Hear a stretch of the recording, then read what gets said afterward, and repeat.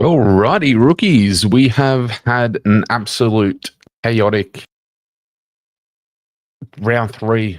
We thought we were past it. We thought round 2 was going to be the worst of it. It's not. Round 2 was just the beginning, clearly. One of those things. So, there'll be plenty to discuss. Plenty to discuss tonight. How good, Corey, welcome in, mate. Zorko averaging over 130. How good? How good is this? It is. He's 36. How is this man doing it? 3 games. My goodness. I should have captained him. I didn't, because I thought this game was going to be better suited for dunks. So I would captain dunks again. Dunkley is on the never again list for captain. I hope he got scaled up to a ton, because he was on 99 last time I checked. Adam, how are ya? Where's that delete team button? Yep, it's definitely been that sort of round. We thought this round where we just wanted to delete the team was last week. Last week was just the beginning. Absolutely. 1930, good projected. I think so. I think it's around par. I'd love to see. Currently, I think Supercoach is still locking in the data.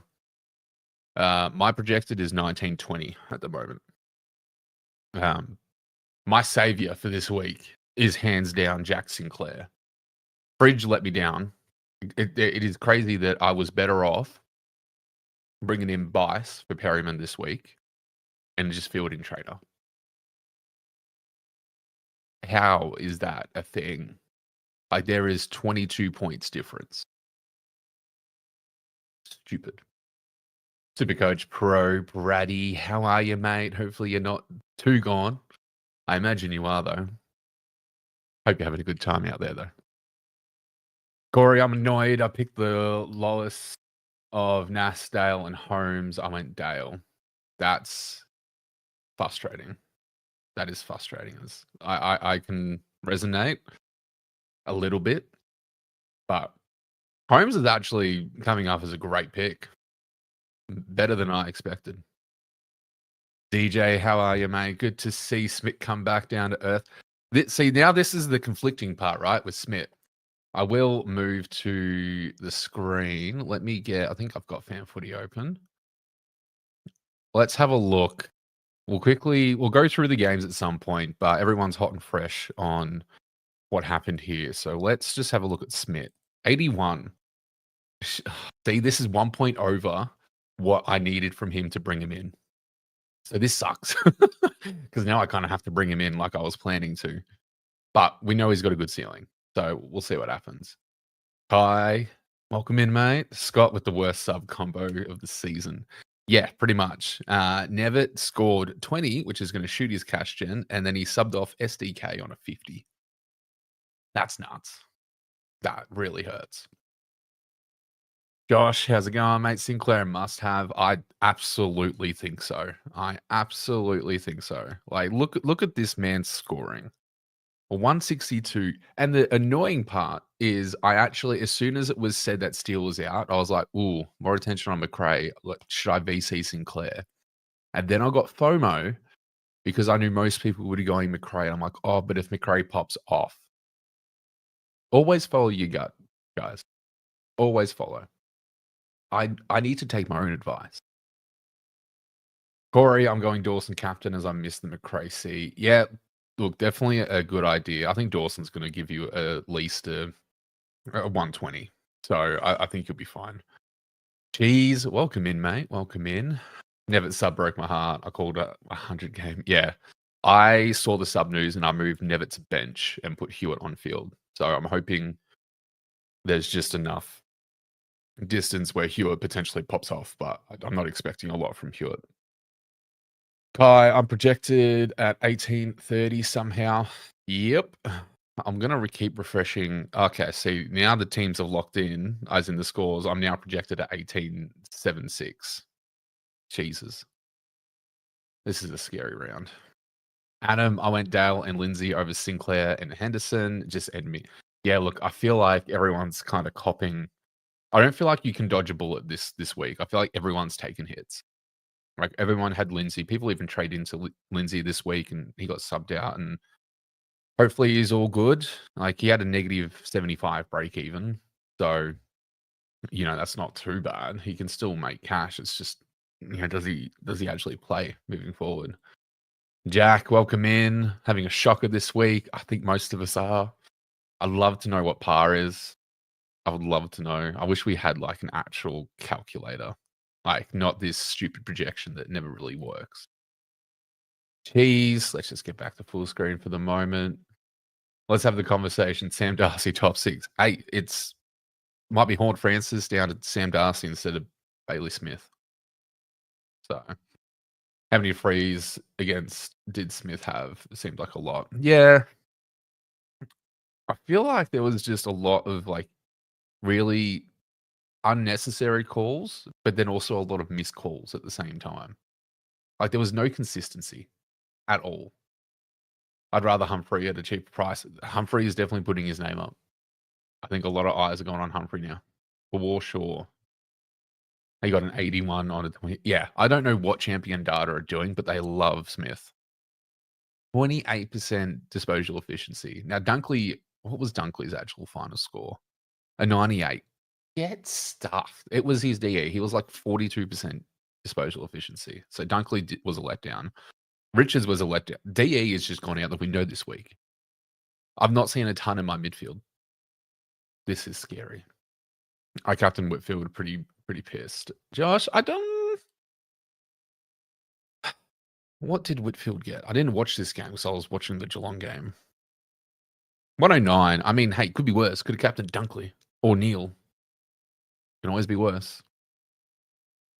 0, welcome in, mate. Had Sinclair and was so close to VCing him over McRae. Yeah. Oh, mate, I'm right with you. I'm right with you. It was rough. Geez, I need to stick with my guns and rooks as well. Was going to go Sinclair too, but got scored after missing the. Yeah. Yeah, that's when you get kind of scared when you see.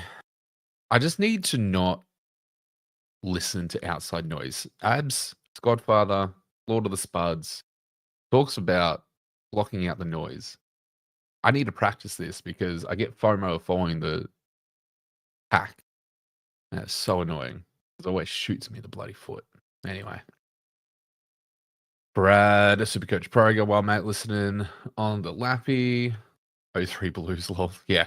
Hawks 4-0, Blues 0-3. Crazy. Couldn't move Never. Had him at the flex. Yeah, that's annoying. Even a lot of people had Never and they couldn't move him on because basically the bench had already played. So some people were stuck with that. But again, we are kind of saved by best 18 a little bit. Like it's not going to hurt as much as it should. So just keep that in mind too. Callahan is a dud. Yeah, I didn't watch the game, but did Callahan get attention? Like, did he get tagged? I heard like McGuinness or Finn McGuinness or something like that got him. 3-0 Blues makes me happy. 4-0 Hawks don't make me happy. Yeah, look, and Will Day played well. Let's go back to this. I already had it open. Will Day finally turned up. He somewhat rewarded the holders, and they deserved it after what they've been given. Some would have had O'Connell on field too. Yeah, that's rough. Surely par is around 1900. I hope so. I honestly hope like 1850s par this week because of how much carnage there is. Because like the only saviors in my team at the moment are McRae, Sinclair, and Zorko. I might even include Doug Sanchera into that at the moment because it's rough out here. Sorry, let's pretend the 6890 from Reed and Trainer was never, yeah, whatever we do to cope, essentially. I went Frazier, Smith, and Hendo for Garcia, who outscored Smith and Frazier. Yeah. It's just one of those weeks. It's one of those weeks where Right, again, this is, like, the hard thing when we play Supercoach, right? We do all this work, or most do a fair bit of work trying to work out what their trades are, trying to figure out, okay, like, 2-game sample size, Fridge has been playing well, Lindsay's been playing well, Henderson's been playing well. You do all this sort of stuff, and then you make your trades accordingly. Reed hasn't played well. Pryor hasn't played that great. Trainer hasn't played great. And then all of it, like, and then it just goes the complete opposite. It's just what happens sometimes. You can't, you know, control it. You can't speculate on it. Lindsay was like a freak injury almost out of nowhere. Richards couldn't hit a target from 5 feet out. Dunkley just kept smashing it forward and just ruining his DE. If his DE was higher, he would have been like on 110 and I would have been happy, but he just kept throwing it on his bloody boot. Trading out Lockie Neal. Yeah, I think Lockie Neal will still come good though. Like if you have him, you hold him. It's just when he gets tagged, like really. Like let me get Lockie Neal up and then I'll share the screen. Let's share this. Let's go to this. So, who's he got? So we got tagged here. He might grab McIntosh, potentially. He may not. So we'll see what happens there. Bulldogs. Might get Perryman. Might get Winhager. Not sure if anyone tags.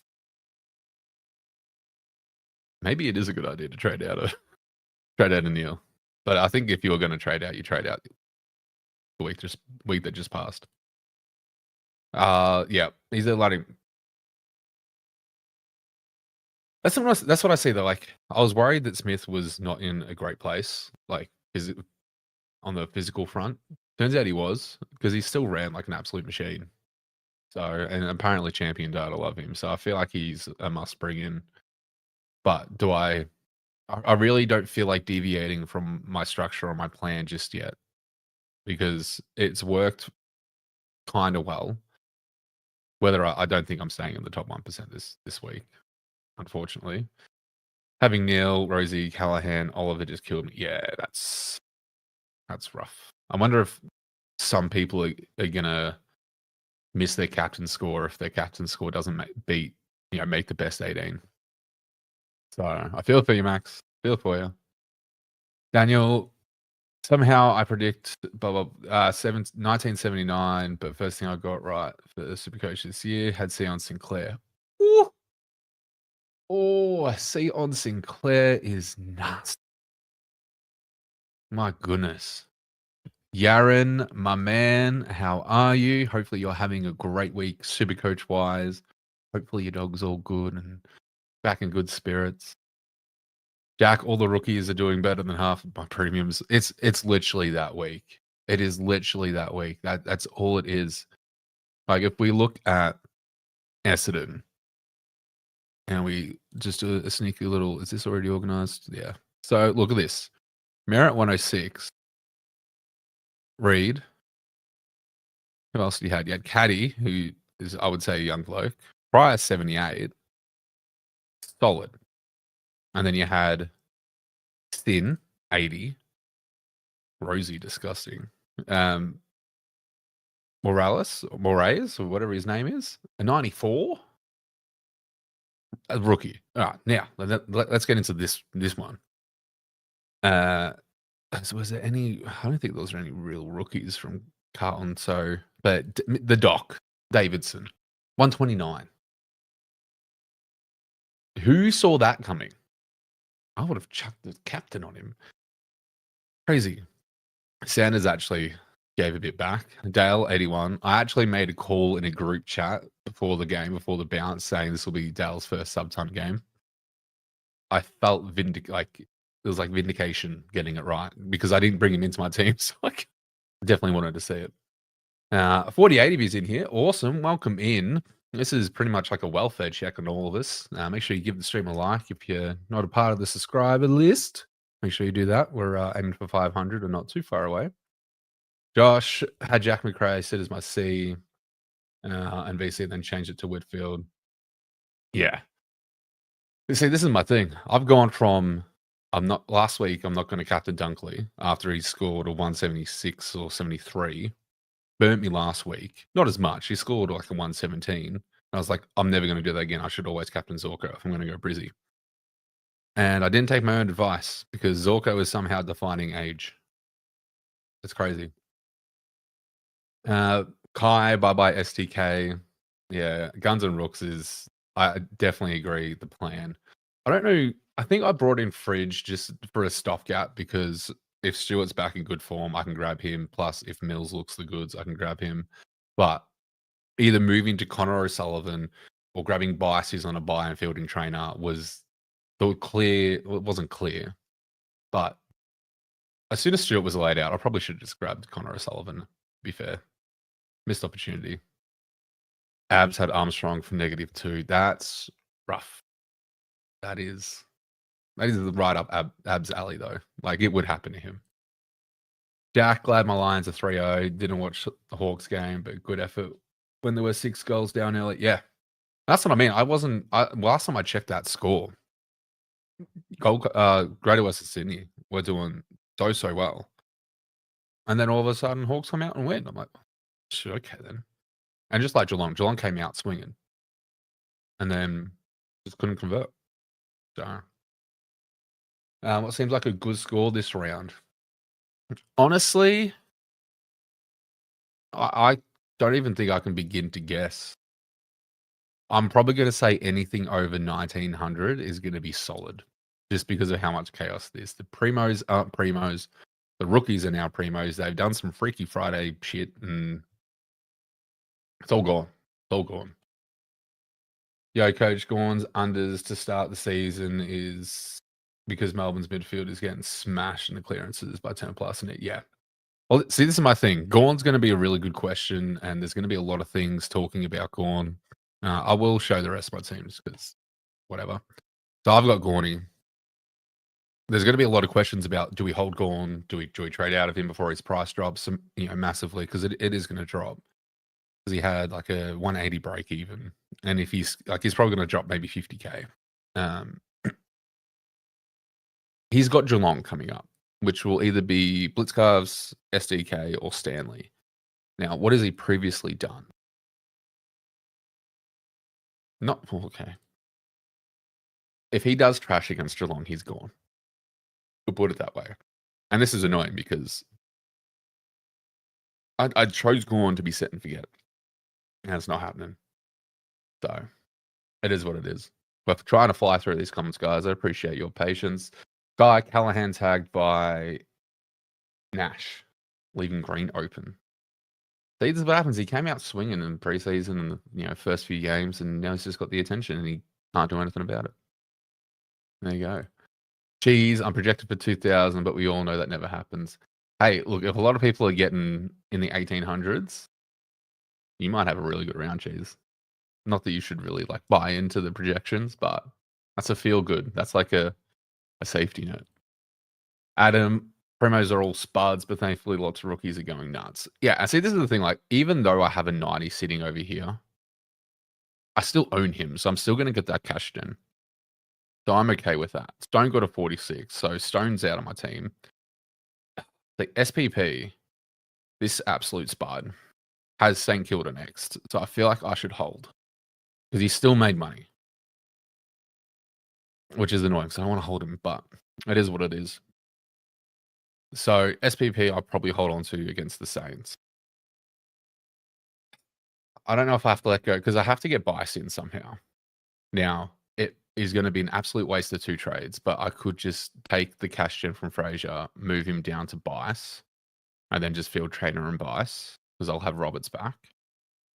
I actually don't hate it. It is a waste of 2 trades. Don't get me, I fully understand that, but it's a correction.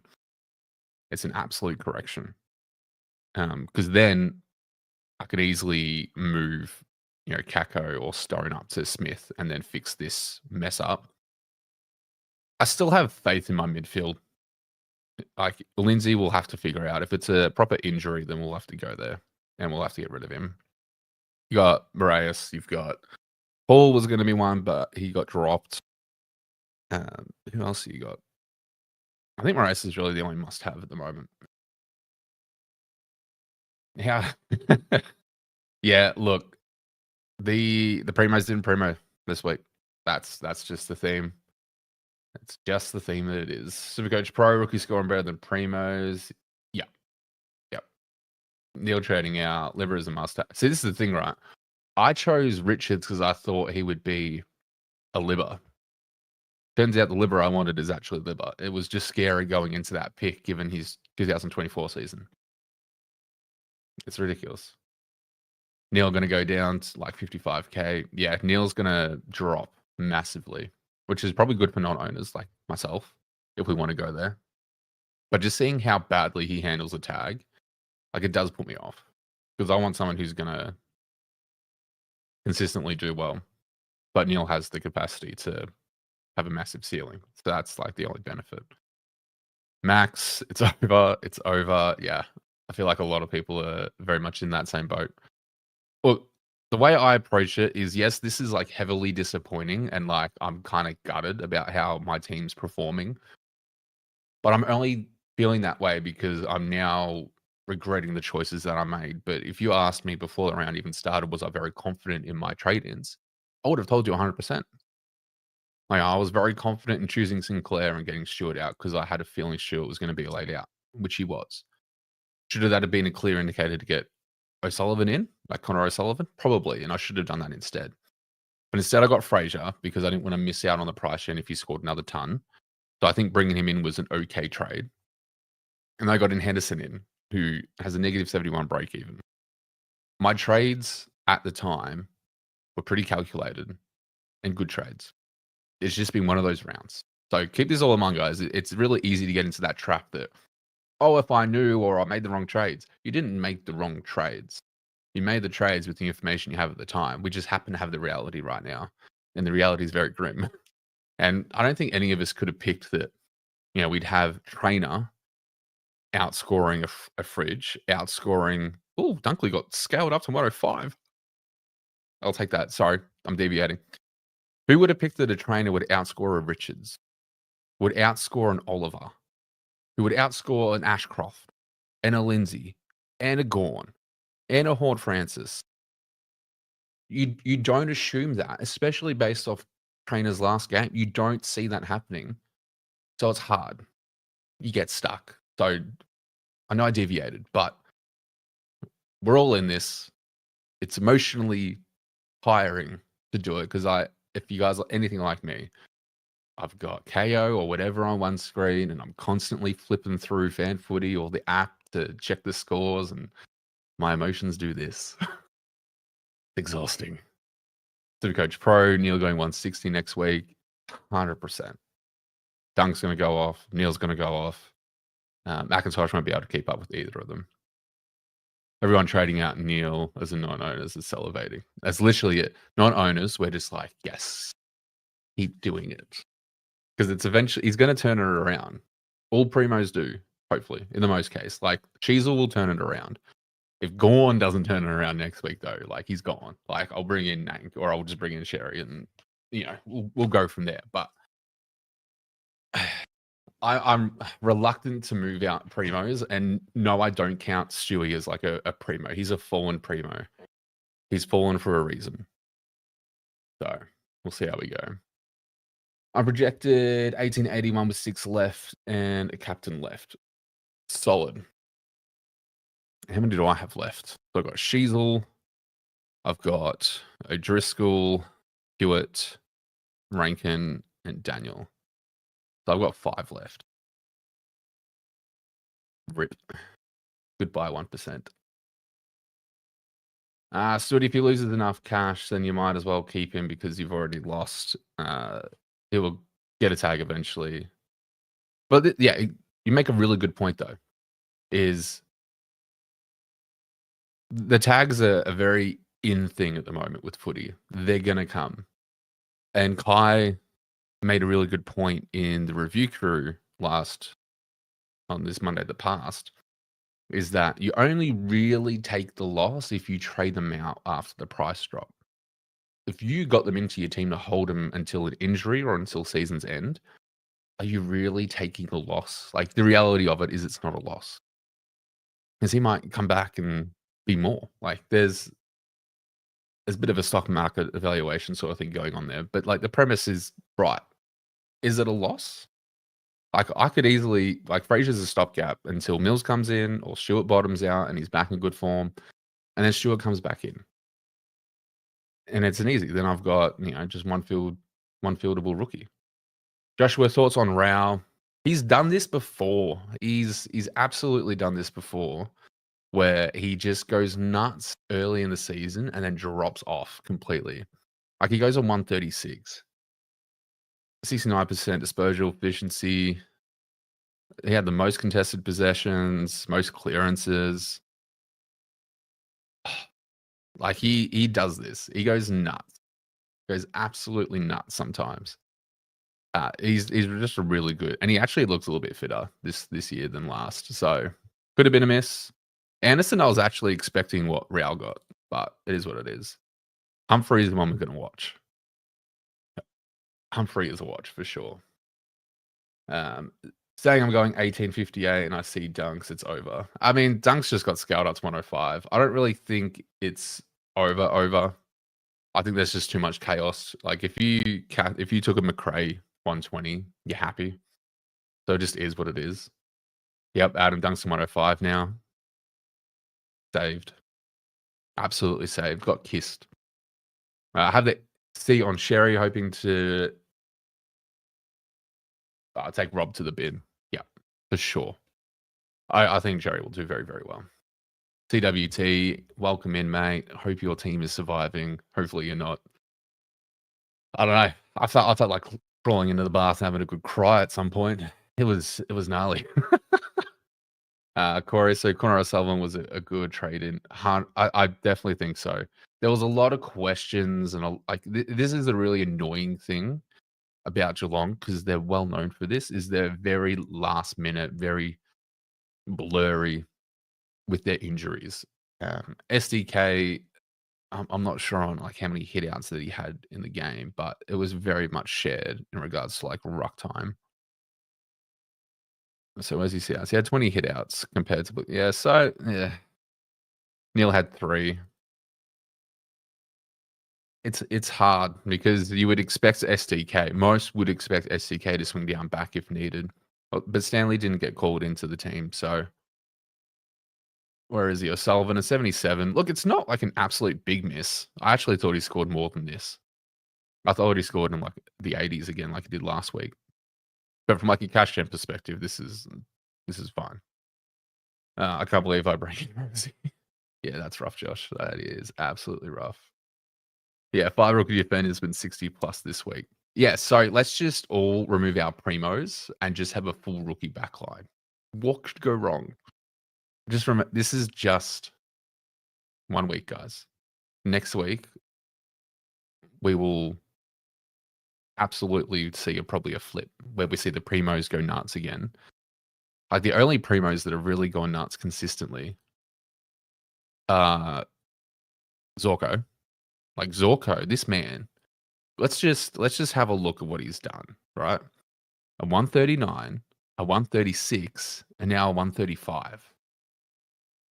He is I don't even have words. How is this man getting away with it at his age? Oh, man. Yeah, 105. Well, and that's what I mean. There's gonna be some easy downgrades. Like, we were kinda worried about, certain, um, rookies not having enough in defense, and now all of a sudden we've got a plethora. Crazy. We can see my projection here is 1891. So we'll see how that goes. I need Sheezel to have a big game. It's annoying because like most of the players left to play are somewhat highly owned. But I'm hoping that because there's enough chaos that like Sinclair, Zorko, I'm not including my midfield, they can get stuffed. Like, there's just not enough points of difference at the moment for me to really feel like I'll get ahead. So I feel like I will just be on par, hopefully. Gary, not a single ton in my mids. 1845 with Sheezel, Nod, Daniel, and Hewitt to play. Crazy. Yeah, I'm very much the same. Got Sheezel, Hewitt, Nod, Rankin, and Daniel to play. So, bro, I may not even watch the games tomorrow. I'm going to be that scared. I might just have a good day.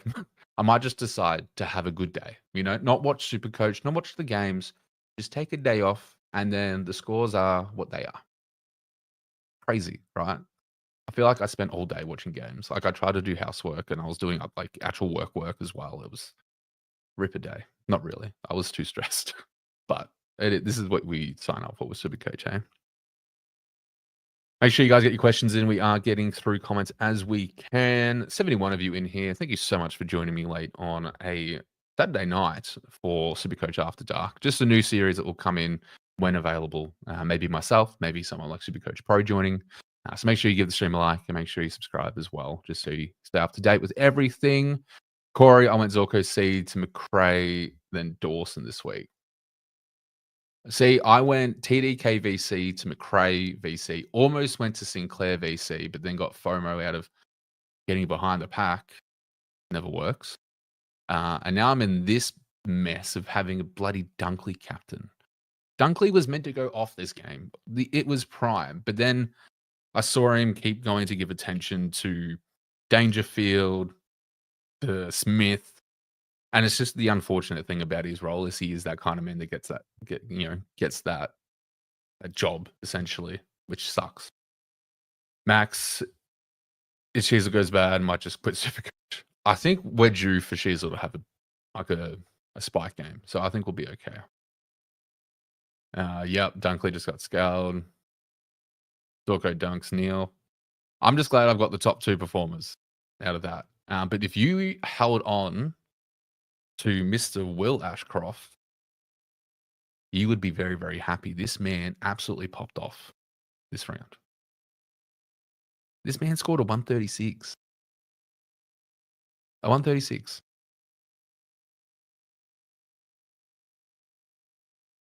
Most people would have traded him out by now. I'd imagine. I've seen, what's his ownership actually? Let's have a look. So, no one traded him in. Well, 118 teams traded him in. 500 traded him out. 18% ownership. This was a much higher, I believe, a couple weeks ago. So, projection is 18-19. It's over. It's just one round. We got one more buy round. Again, the rankings are all very tight. You can make up ground. It's not completely over. You're going to have good weeks and bad weeks. We've just happened to go back-to-back bad weeks, so it just feels worse. Whitfield got unlucky, would have gone 150. Yeah, I thought he was on track to pretty much match Sinclair and didn't end up happening, which makes me a little bit happy because it was either Sinclair or Whitfield, and I can't go past Sinclair. So it is what it is. Josh, my trades this week was Will Day, Harry Perriman, and Foss to Rosie, Callahan. Oh, mate, that's going to sting. That's going to absolutely sting. But at the time, when you made those trades, though, Will Day has gone back-to-back 70s. Perryman has been an absolute flop and on a buy. And Foss hasn't proved anything yet. Rosie has gone 128s, 130s. Callahan has gone nuts. And Bice went nuts. Bice will still be your one successful trade in, I think. Unless he absolutely gets dropped. Imagine if Bice gets dropped next week. That's havoc. I also wouldn't mind it, though, because, it means I don't have to bring him in.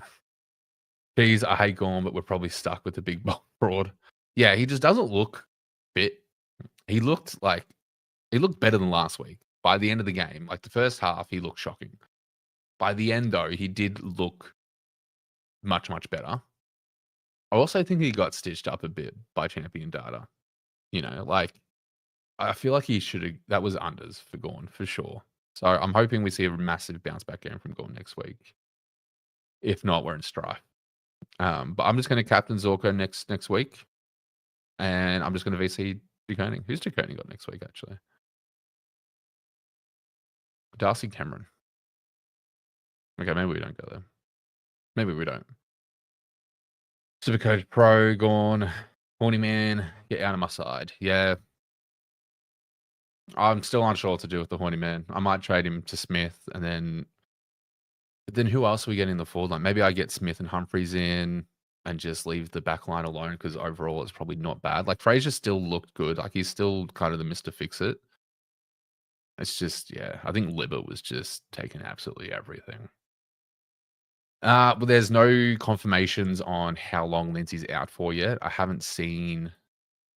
Uh, Let me see if I can find anything. Lindsay. Let's have a look. Melbourne injury.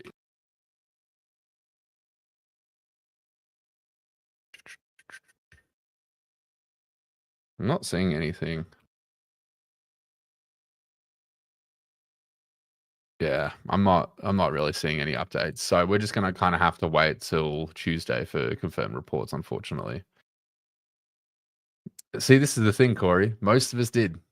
I had Nank, who would have, returned a bit more by now than Gorney, because I think Nank had a decent game this week. I think he went like 117-ish. What'd he go? My 123. Yeah. So he did a 123, and he actually could have gone higher if he actually converted some shots. Bloody Gorn. We expected him to destroy Keith, and Keith flipped it. He flipped the script. Murphy Reed for 131k with the score will score more than 100%. 100%. Like Nevitt can still be a great pick. Like Nevitt still has the ability to score in the 80s. He was just sub. But like, did you see the change of pace from the Cats when Nevitt was on? Like the Cats were so slow. They bring in Nevitt, and then all of a sudden it's a different ball game. Like what was his time on ground? So he had 19% time on ground and scored a 20. It's not a scoring issue with Nevitt. It's now a Sardis issue as well. I swapped Nevitt out last minute before I knew he was the sub. Should I start Foss or Hewitt in flex? I'd probably go Hewitt. I've gone Hewitt to replace, just because Hewitt has given us higher back-to-back games, like a 50, 52, 58, whereas Foss has given us 40s, I think. I've got see, I search Foss and it doesn't work. My goodness, I've done that so many times. Like we had a 51, but then he gave us a 42. Like a lot of people are calling for a spike game, which I'd love to see it. Against Adelaide, I don't see it happening. Had Pryor, Reed, and Trainer on field. Amazing. See, that's like a save. Like I could have just gotten Bison this week and fielded Trainer, which I actually considered doing. I was in, I think it was Throwdown Thursdays on the SDS channel with Damo. I actually put the suggestion there, and I bloody should have done it too. Supercoach Pro English. Projections are like a night out. You never know. Yeah. Yeah. Pretty much. Tried all day to spin this week, so good. Yeah, that's rough. I feel like a lot of people have done a trade out or trade in that has just backfired this week. Fraser was my fail. Sinclair was my massive success and single-handedly saved this team. And Henderson will still make cash. So I'm not too mad. I was waiting for someone to say this, DJ. He is not the man for my backline. I saw his first quarter and I was like, that's a bit of a miss. And then I check in like halfway through quarter 4 and he's on 79. So yes, he is not the man for the backline. Glad I faded him. Neil injured, nothing to do with tags. We talking about the same Neil though. I feel like it was Shannon Neil who kind of got tapped, or was there a hammy thing with Neil? Either way, as a non-Neil owner, give me the price drop. Lachlan also had Lindsay O'Connell on field. That's rough. One of those weeks. Thoughts on Rao? I think we already did that. So gonna skip past that. Lindsay was on fire before getting injured too. This is the thing though. I'd really love to see how that game would have played out with Lindsay in the team. because Lindsay is quite influential, and he was actually like really looking to give us another 75 at least sort of game, but it just didn't happen because he got injured very early on. It just, yeah, it sucks. Did the math on Clark, does 130, Eddie Brayshaw 130, Daniel 100, and Reed 70, or just scored 90. So 1999, that's okay. Yeah, 1919 is not bad. Not bad at all. Look, if I can reach not over 1900 by lockout, I'll be happy. Need Shearsler to have a bounce back, especially for those that traded him out. How many traded him out this round? 4,000 teams. His ownership's still pretty high though, so that's not going to be a massive win. If Hewitt pops off for a spike game though, 50% is here. I wonder if he's got him on bench. Anyway, some people did get stuck with Nevers 20 though, but we'll see. We'll see what happens. Yaron, Will Day, and Horty Man, Sinclair, and Callahan. Still happy with that. Day spent ages on the bench again. 72 at halftime. We'll suck on 92 on the bench with 10 minutes minimum. Yeah, I still think that's a win. Like, I think overall, I think that's a win from like a trade perspective. So I feel like you avoided some hurt purely because you got Sinclair. Melbourne is thinking PCL for Lindsay, by the way, guys, not ACL. These bloody PCLs, though. Oh, what is with it? And this, like, PCLs are dangerous. Like, PCL is like 12 weeks minimum, usually, if it's like a proper PCL. If it's like a minor PCL, it's still like 4 weeks. So he might just be a trade out because he still makes cash, Lindsay. He still makes cash enough for you to move him down to Moraes, and you know, you've got another must-have. And hopefully Butters doesn't come back next week, so we can get another good like spike game out. But Butters could be coming back next week, which is scary. Surf Coast, welcome in, mate. Do I hold Petrarca and hope he gets DPP status? I don't like holding players hoping they get DPP status because it's never guaranteed. If he had been spending a lot of time in the forward, like I think he actually did spend a fair bit of time forward this game. So we'd have to wait for the confirmation of percentages, or if someone in the chat does, feel free to put it up. But I would never trade into a player or hold a player hoping they get DPP when they're not overly like if they're not above the 35% mark consistently. Like a Henderson, for example, is way over the 35%, so he'll become a forward rookie. Boss will become a defender rookie. Levi will become a forward rookie, that sort of thing. That's disgusting, by the way. 36, get out. Max, I must say, the Harry out to Zorko paid out. You think Hornyman out? Yeah. So Perryman to Zorko, massive W, massive trade. I saw a couple of people do Perryman to Sinclair as well, massive. Hornyman's interesting. Look, he still gave an 82. I think the leadership group's going to get an absolute session by the coaches, by the coaching team, because they did not step up. So I kind of want to hold Francis just through it all and get Smith in and just field Davidson. That's literally going to be my forward line. So Surf Coast Rail played well the whole year, I reckon. Contract up for grab. Probably. There's a good chance that he does play well. A very, very good chance. CWT, goodbye. Rank 5. Unless Wagner, Nod, Jackson, Rankin, Daniel, and Hewitt all punch out a ton, I'm cooked. But see, like, Jackson is the one you want to really perform well, and Wagner, because they're your pods out of this. So if they get up above some of these shocking primo scores, I think you might be okay. Langford's hard to read, Josh, just because he was sub. Now he's not starting sub. How did he... Let's have a look at this again. What did he end up doing? 87. And he got 66 time grade. So, like, we kind of... The preseason kind of showed us this, right? Where he was a rookie we were looking at preseason. He looked in pretty good form, and then he just didn't do too much.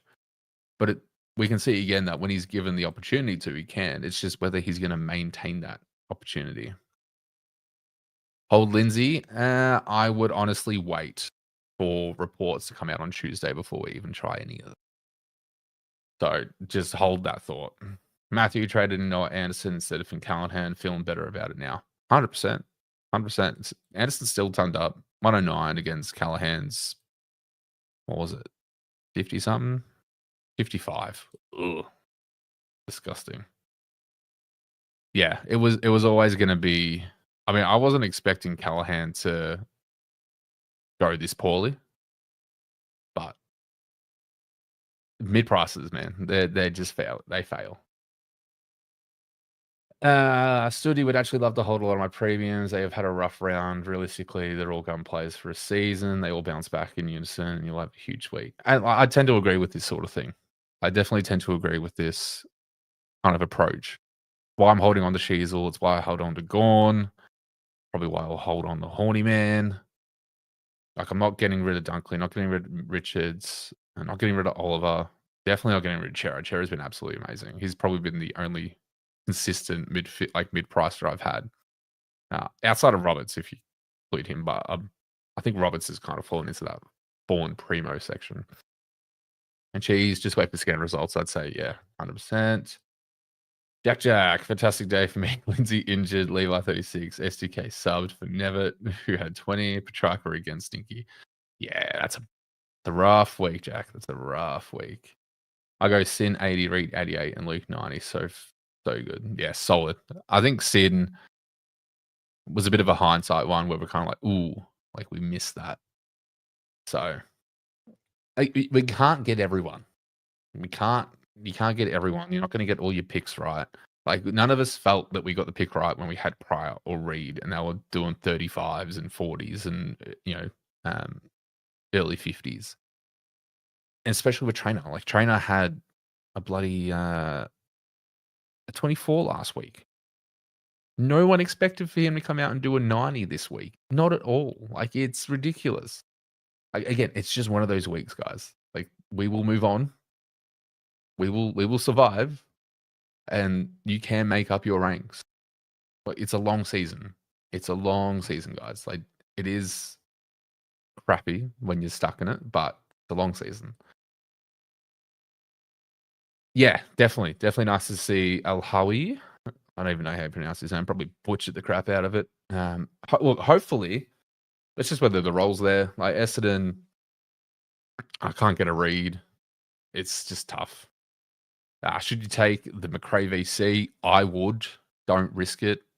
I know. I mean, the only person I would risk it on is maybe like a Sarong, maybe a Brayshaw.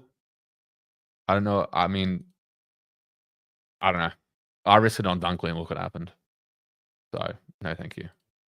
I got Clark over Sinclair, so surely he gets 170 tomorrow. Surely I made the right call. Look, Noah, I hope Clark does well for you, but in the same hand, I'm also hoping he plays crappy so I can get him cheaper.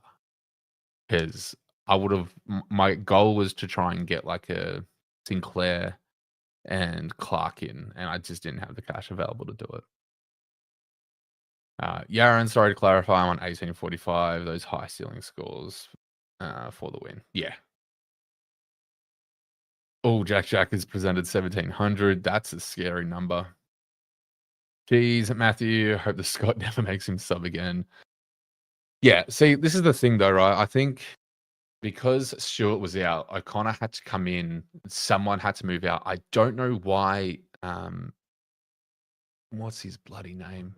I don't even like him. Musklin or something? Where is he? Where is this spud? Mullen, sorry, not Muslin. Mullen, 77. I don't know what he did all that much. Besides having 100% disposal efficiency. God damn. And what? Connor? Sheesh. Anyway, I still don't like him. Never's better. Get him on the field. Check the price projection. For who? Just to clarify. Who we got? George traded Washcroft. Yeah, I did see that post actually. I saw that on Twitter before I hopped on. Absolutely crazy. Yaron, yeah, he traded Washcroft as well.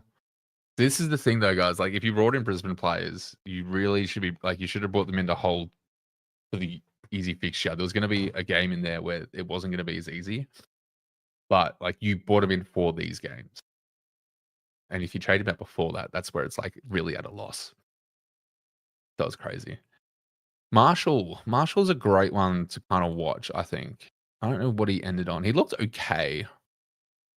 117. Yes, solid. I think Marshall's probably going to be like a good option once Pinnet comes back and we see TDK come back to Earth. Or it could be, what's his price at the moment? Let's have a look. Filter.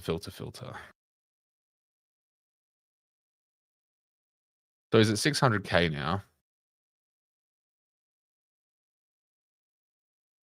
What was his break even? What am I doing? I'm blind. Yeah, so he's probably going to sit around just under 600K. I actually don't mind it. What's his run like, actually? He went up against Nank. He's got Sweet, which isn't actually an easy matchup. Then he's got Briggs. He's got English, McInerney, probably Shrek by then, TDK, maybe Pitnet by then. It's not horrible. Could be an option. Zorko should go 170 next week. I'm waiting for the first double ton. I thought Sinclair was going to get there. I honestly thought, but then they started giving us more attention. I was like, go away. Corey had Cherry all season. Solid. This is the thing, right? Is when you look at your team, sometimes you don't want to do the cookie cutter in like some way or form. Like your whole team doesn't want to be cookie cutter. But then there are some picks which are just so blaringly obvious that you need to pick, but then you choose not to because you're like, oh, Cherry has a rough fixture. He's going to come back to Earth and it's not going to be as bad. And then Cherry just says, screw you, I'm just going to go out and do my thing and maintains a high average and clearly number one ruckman spot. Crazy. Go on my non-round 12 set and forget ruckman and that dangling carrot of Keith. Yeah. And that's what I mean, though. The logic when you make the trades is usually pretty sound. You've usually done a bit of looking into their average and their fixture and all that sort of stuff. It makes sense at the time. And then you see this sort of thing happen. You see, a bloody Rosie go for 60 something and you're like, you've been doing 128s. What happened? It's just frustrating.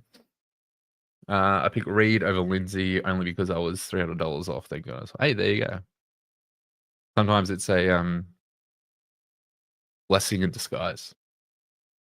Dunkley 42%. Yeah, DE. Smith 26. In this world we're living. Yeah, legit. I mean, I'm not complaining because I got Dunkley up to 105 somehow. But for Smith to get like what do you got? Like an 80 or something? 81 from memory? I don't know if that's scaled differently. Yeah. An 81 off 28% DE. Nuts. Like champion data, just love him. Finn could go 80. But this is the thing, right? I'm assuming we're talking about Foss. He could. He's not an accumulator of the ball. He hasn't seen, too much of it during the games. Like he has flashes in the pan during the games where he actually looks like a great player. Nothing against him. From a Supercoach perspective, though, he doesn't accumulate it enough to actually give us the scores. So while he could go an 80, we haven't seen it yet. So, it's Kaz. Welcome in. Good to see you. Now I have to choose between Day and Callahan out for Baz/Watchcroft. Yeah. That's interesting. Who's got the better fixture? Let's have a look at this. Yeah. So we'll go have a look at Callahan first. I actually think GWS have a better fixture. So they've got West Coast, St Kilda, Adelaide Bulldogs, and then Sydney. So Sydney could be trouble in round 8. And then you got Day. What have they got coming up? Port, Geelong, West Coast, Richmond, Melbourne. Damn. Port, Geelong, West Coast, Richmond. I dare say you keep Day. Get rid of Callahan. I think Dawson. Dawson just looks absolutely in peak form at the moment. They just need him in that team. So I feel like he's going to do everything for them. I'm embarrassed to wear this shirt tonight. Yeah, should have bloody won that game. 70k trade out all day, and 70k people are hurting. Free kick Hawthorn is. Yeah, well, I didn't watch the game at all, so I can't comment on what the free kicks were. Supercoach Pro recommends Brayshaw. I recommend Dawson. So do with that what you will. What I was thinking, but Dawn is a gun. Yeah, I don't hate the Dawson pick. Jack, yes, I am stoked. I went Sinclair over Dale.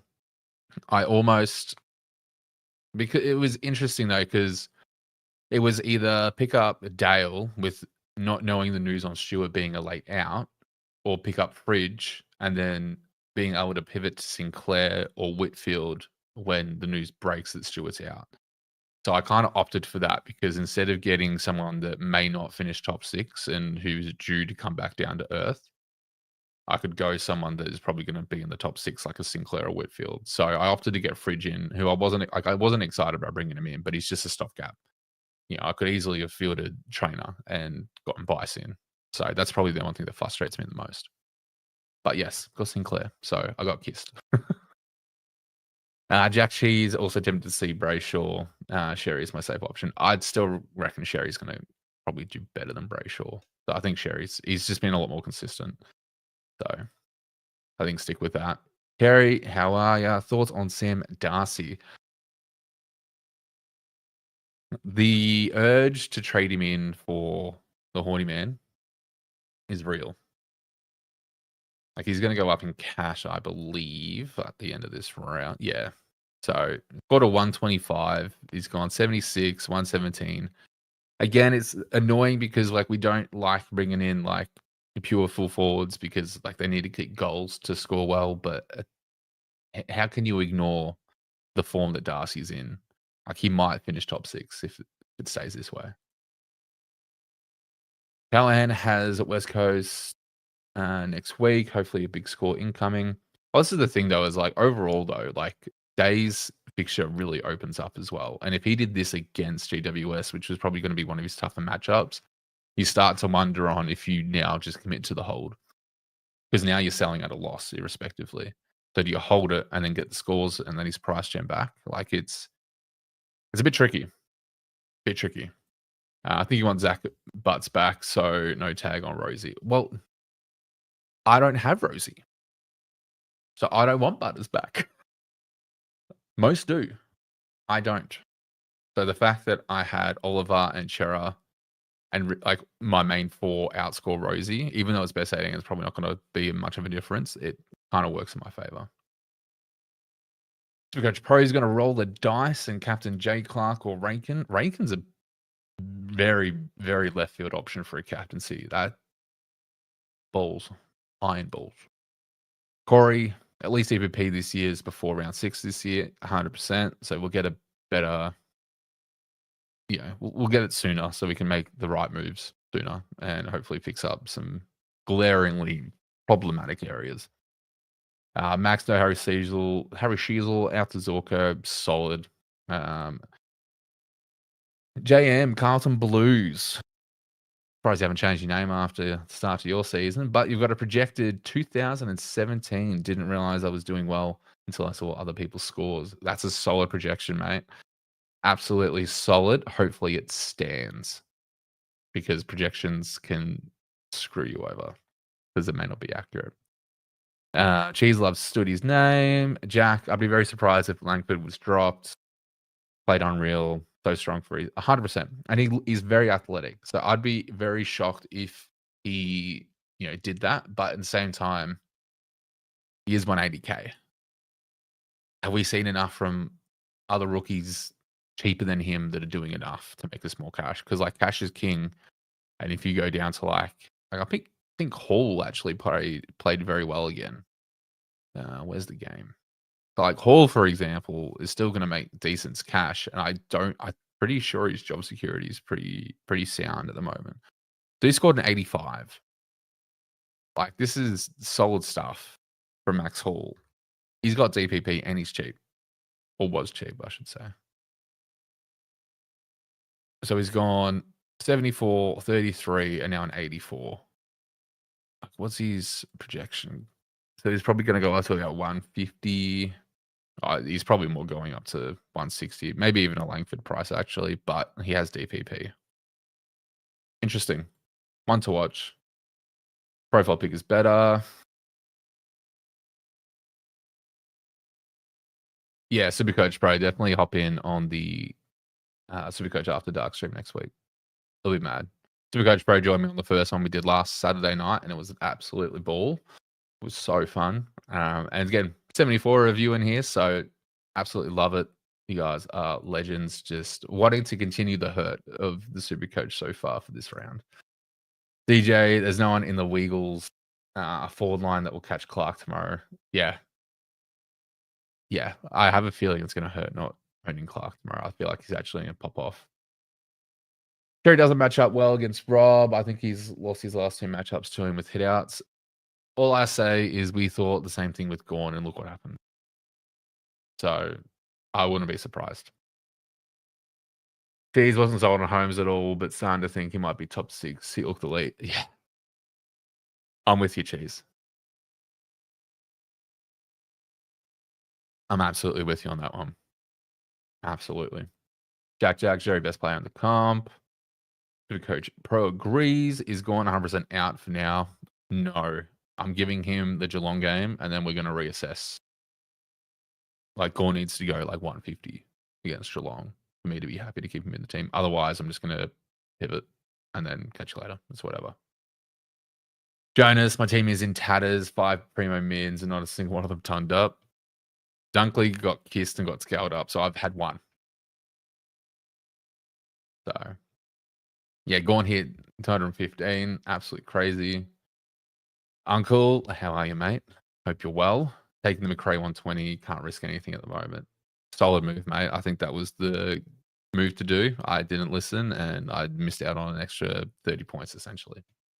So, love that. Absolute chaos. Round 2 and round 3. 11 tackles. Yep. High score so far is Davidson. Am I cooked? I mean, not necessarily. I mean, McRae only got a 120. It depends on what the others. I think Davidson might be your saving grace, but if you've got other 80s and 90s and 60s on your field, like what Lindsay's called, like let's just have a little look at what's probably going to be cancelled out. I don't know if Flex is included, but let's just go. Like, SPP score won't count. Lindsay's won't count. Ashcroft's won't count, and then the Fridge's score won't count. So if they include Henderson, then that's all my 5 scores. So then the next one I'm taking is probably Richards, I think. Yeah, it'd be Richards. I hope so. God, I hope so. Ranking as captain, 200 points, please. Hey, I hope so. I hope so. What's his gone? What has he done against North before? Decently. Could be a shout. Could be a shout. They will get tagged by Drew. Most likely. Most likely. Tags are very prominent. We all know that. Last minute went Dale instead of Sinclair. Brought Lindsay in. Only win was holding day and not going Callahan. Just focus on the win. Focus on the win. That's all you got to do. Ah, yeah, McIntosh. But here's the thing, though. Like, McIntosh doesn't do... He's not great at tagging. McRae still went 120. And they didn't... I don't believe they held the tag the whole game either. Because then McIntosh even tried spending some time on Sinclair. And it didn't work. So, but Day does suffer against tags. So, you never know. Free kick Brisbane. Yep. Lachlan, I'm on 1445 and have Sheasel, Clark, Nod, Rankin, Daniel, and Murphy at flex. I think I'm screwed this week. Don't know what I'm going to score. Yeah, look, that's rough, mate. That is very, very rough. I recommend just not maybe just watch footy and just ignore Supercoach for the rest of the round and just take a break, take a day or two off, check in on Monday when lockout's absolutely done. Don't stay up like me or others that wait till 11:30 at night when lockout lifts tomorrow night just to do your age trades or just start looking at your rankings. Just take the rest of the weekend off, like, just enjoy it. Go do something that you'll actually have fun with. Atkins will tag day. It's actually a very fair point. We saw what they did to Neil. So let's just review this one more time. Drew, Atkins, no tag. McIntosh, no tag, no tag. Maybe a Berry, Perryman. Maybe you got Callahan, actually. I don't have either, and I don't plan on having either. So don't take too much into what I'm saying because I don't owe him. I'm not invested. Rookie defenders scoring bigger than my primo mids. What? Yeah, it is. It is a bit of a shit show. 100%. Wizard is the new Ginnivan from Collingwood for free kicks. The Wizard actually had a really big game, didn't he? I remember seeing his score being absolutely nuts. How does this definitely a Wizard. Definitely a Wizard. Nah, told you not to go Dale. I have some bad calls, and I'm glad I know my own team well. But see, this is the thing, right? I knew everyone was going to go Dale, so I was reluctant to go Dale because that's where everyone was going to. You know, there was the hint of like Cottrell giving attention to Dale, and that kind of put me off enough to not want to go there 100% and then grab Sinclair instead. And it saved my ass. So here's what it is. Adam, free kick Hawthorn. Yep. Sinclair is such an elite pick at his ownership. Great run by two. Yep. Wish my budget could afford. Do not own us tough it out. I don't see him dropping off soon. Well, see, this is the thing, right? It was either going to be Naz or Sinclair or the buy because the buy is really important. I think it's Scooby on X, Nathan. He actually put out a thing on Sinclair's run because they have a lot of games. So yeah, it's the games at Marvel. So he's away for the next two, but then he has 3 straight at Marvel, which he tends to do very well at. So I think at some point, I mean, his price is going to go through the roof. Like he's probably going to be unattainable for most. But if you can get him in, I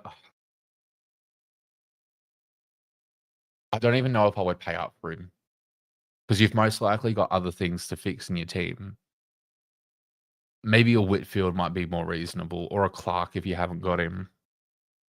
Or yeah, it's hard. It's really hard. I'm not sure for non-owners what they're going to do because Sinclair is going to be unreachable like fairly soon. Like he was already at 592, and he had a 93 break even. So he's probably going to go up maybe 30k. Like he's probably going to be around the 630, 640 mark. I think. I'm not good at the number projections, so don't take my word for it, please. Geez, struggle to choose between Sinclair and Dale all week. In the end, I said if I could got rid of the horny man and got them both, that's still a win. Like Dale will still come back and give you good scores. Like Dale, I just knew Dale was going to have a rough week. And Sinclair had Richmond. Like, to me, it was a no-brainer who to bring in this week. Dale's still not going to be unreachable, especially with the 88 now in his system. So we'll see. We'll see. Like Dale might actually shit the bed a little bit for the next few weeks and just come back to earth. Maybe he goes 110s. So then once the big scores are out of his cycle, you can probably pick him up. The elephant in the room, 4-bid rookie structure was looking great. Now scary as hell. Yep. This is the thing though, right? I truly believe that your back line should be guns and rooks, especially for best 18. The midfields, if you chose correctly, you could have gotten away, and you have gotten away with it for the most part. If you got a Rosie, a Dawson. Dawson was a great pick at 550. Dunkley, I feel like is still a good pick. He hasn't sub-tons yet. Like he almost did. But he's gone a 173, a 117, and a 105. So I think that's a great pick. Richards, Really needed more from, but his DE let him down massively because he did 119, 105, and a 76. Ugh, disgusting. Anyway, Jonas, have you heard Supercoach Edge demos? I have. I have. It is a very funny song, and I very much love that segment from Supercoach Edge. If you guys haven't checked it out, please do. I can't remember what series it's a part of, but I think it's a round review. They have this new song segment. I think their last one was a song about short. So definitely go suss it. I need my glasses because I need some extra IQ points, guys. Do you get Lockie Whitfield in a look at his run? Well, I think so. I this is what I was finding hard to toss up between Sinclair and Whitfield because Whitfield actually has a really good run. Saints leak, even though Shaw couldn't make most out of them leaking points, but he's got West Coast next. Then he's got St Kilda. Then he's got Adelaide. Saints, I don't think they send Windhager to him. I think Windhager's just a mid tag. I could be very wrong, but I don't believe so. Adelaide Bulldogs, like Sydney, they're absolutely going to tag him. Absolutely. Jordan loves tagging Whitfield. But like for the next few games, like Whitfield will do well. Like I don't hate the pick. Just know that, when you have Sydney come up, he's gonna have a bad time. Max is making a big call. Let's hope we see that. Take McRae or Brayshaw C. Or I would honestly take McRae. This round's been far too chaotic. Far too chaotic. Someone be honest with me. I'm being roped into liver. Started him both years previously. My fave player was just scared of his health given the last year, but man, he's unstoppable. Can't take him either. As well as he is performing, I mean, what's his price at? Like, what's he going to go to? So I was at 561, right? And he's done 120, 142, and a 133. He's probably going to be, I mean, he was projected to go 125, so he's probably on par. Yeah, so he's probably around the 600K mark. Are you going to pay 600K for someone whose score will drop off in 3 weeks? Or are you just trying to capture the remaining spike scores that he's got? Like, I don't hate the idea of bringing him in. But again, the reason why we didn't start him was because of the health concerns. They haven't necessarily gone away, don't forget. It's not like he's all of a sudden going to take a hit or a dangerous hit and then be okay. Like if he gets concussed, like there's a real chance that he's actually retiring early from it, which is what scared us all away. So he was a risk you probably had to start. I wouldn't feel as well as he's scoring. I probably wouldn't feel comfortable trading into him. And who are you trading into? Like if you're moving a Callahan up to him, sure. If you're moving a Day up to him, sure. If you're trading down a Neil, a Sarong, even a Brayshaw, I probably wouldn't do it. Probably wouldn't do it. See, I haven't seen much of Graham tagging. I don't know how influential it is. So good. I mean, every team can potentially tag, let's be honest. It just depends on who and if it's a good tag. Jack 2 not playing my starting 23, Flynn and Leak. Thought I could hold trading them, so cash out for Sanders and Garcia. Just my luck, they both get 90 plus. Yeah. Yep. Solid. No Libra is a killer. Starting guys like him and Zorko are the play, I reckon. Only lose one trade if something bad happens. Yeah, exactly right. But you're now essentially going to spend 2 because I do doubt if Lib lasts the whole season. And then when you throw in Bont and Trelaw back into the mix, his scoring will regress along with Richards. I don't know why it's already regressing. It shouldn't happen. With the Ducks and gets the freeze, yeah, it's just, yep, just how it is. The only thing for me, Jack, is from this point, what will Libba score from you? Do you think it's top 8 worthy? Concussion concerns? How does the midfield mix? Yeah, so pretty much all the things that we covered. So great points raised by Cheese. DJ, I witnessed score 2 points on fan footy for a hit out to advantage that led to a KJ goal. This is what I mean. I feel like he actually got stiffed. Like he got shafted hard by Champion Data. I thought like someone I had wits. Someone in Champion Data had wits and was like, no. Like wits had a really non-exciting stat line and was somehow getting more like score on Supercoach than Gorn. It made no sense. Yeah, I was looking at Holmes and Naz over Dale, but Dale was my preseason pick, so I wanted to go there. And that's what I mean. Like, you had all complete sound reason to go there. He's been scoring well. Holmes, we saw about the 120-ish, and that's probably where he's sitting is around the 120, 125. Naz, again, I think Naz only scored a bloody for 113 or roundabouts. Maybe it was a little bit more. 110. This is exactly where we expect. Like, Naz should have actually scored more. And his DE wasn't too bad either. But this is just Naz. Naz doesn't have the ceiling. So Holmes is probably the pick. Holmes was probably always the pick. Jack, Flynn, League, Patton, Horny Man, STK, Foss. What the heck do I even do this week?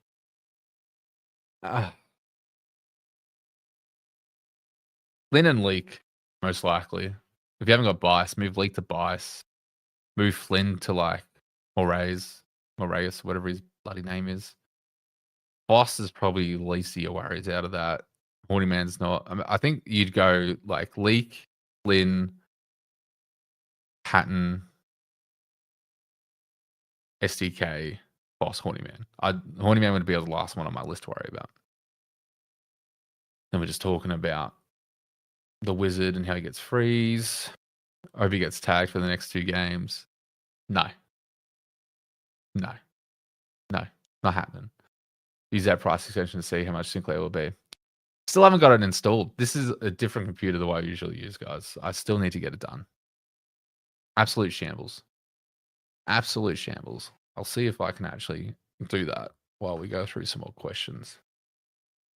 Let me have a look at this.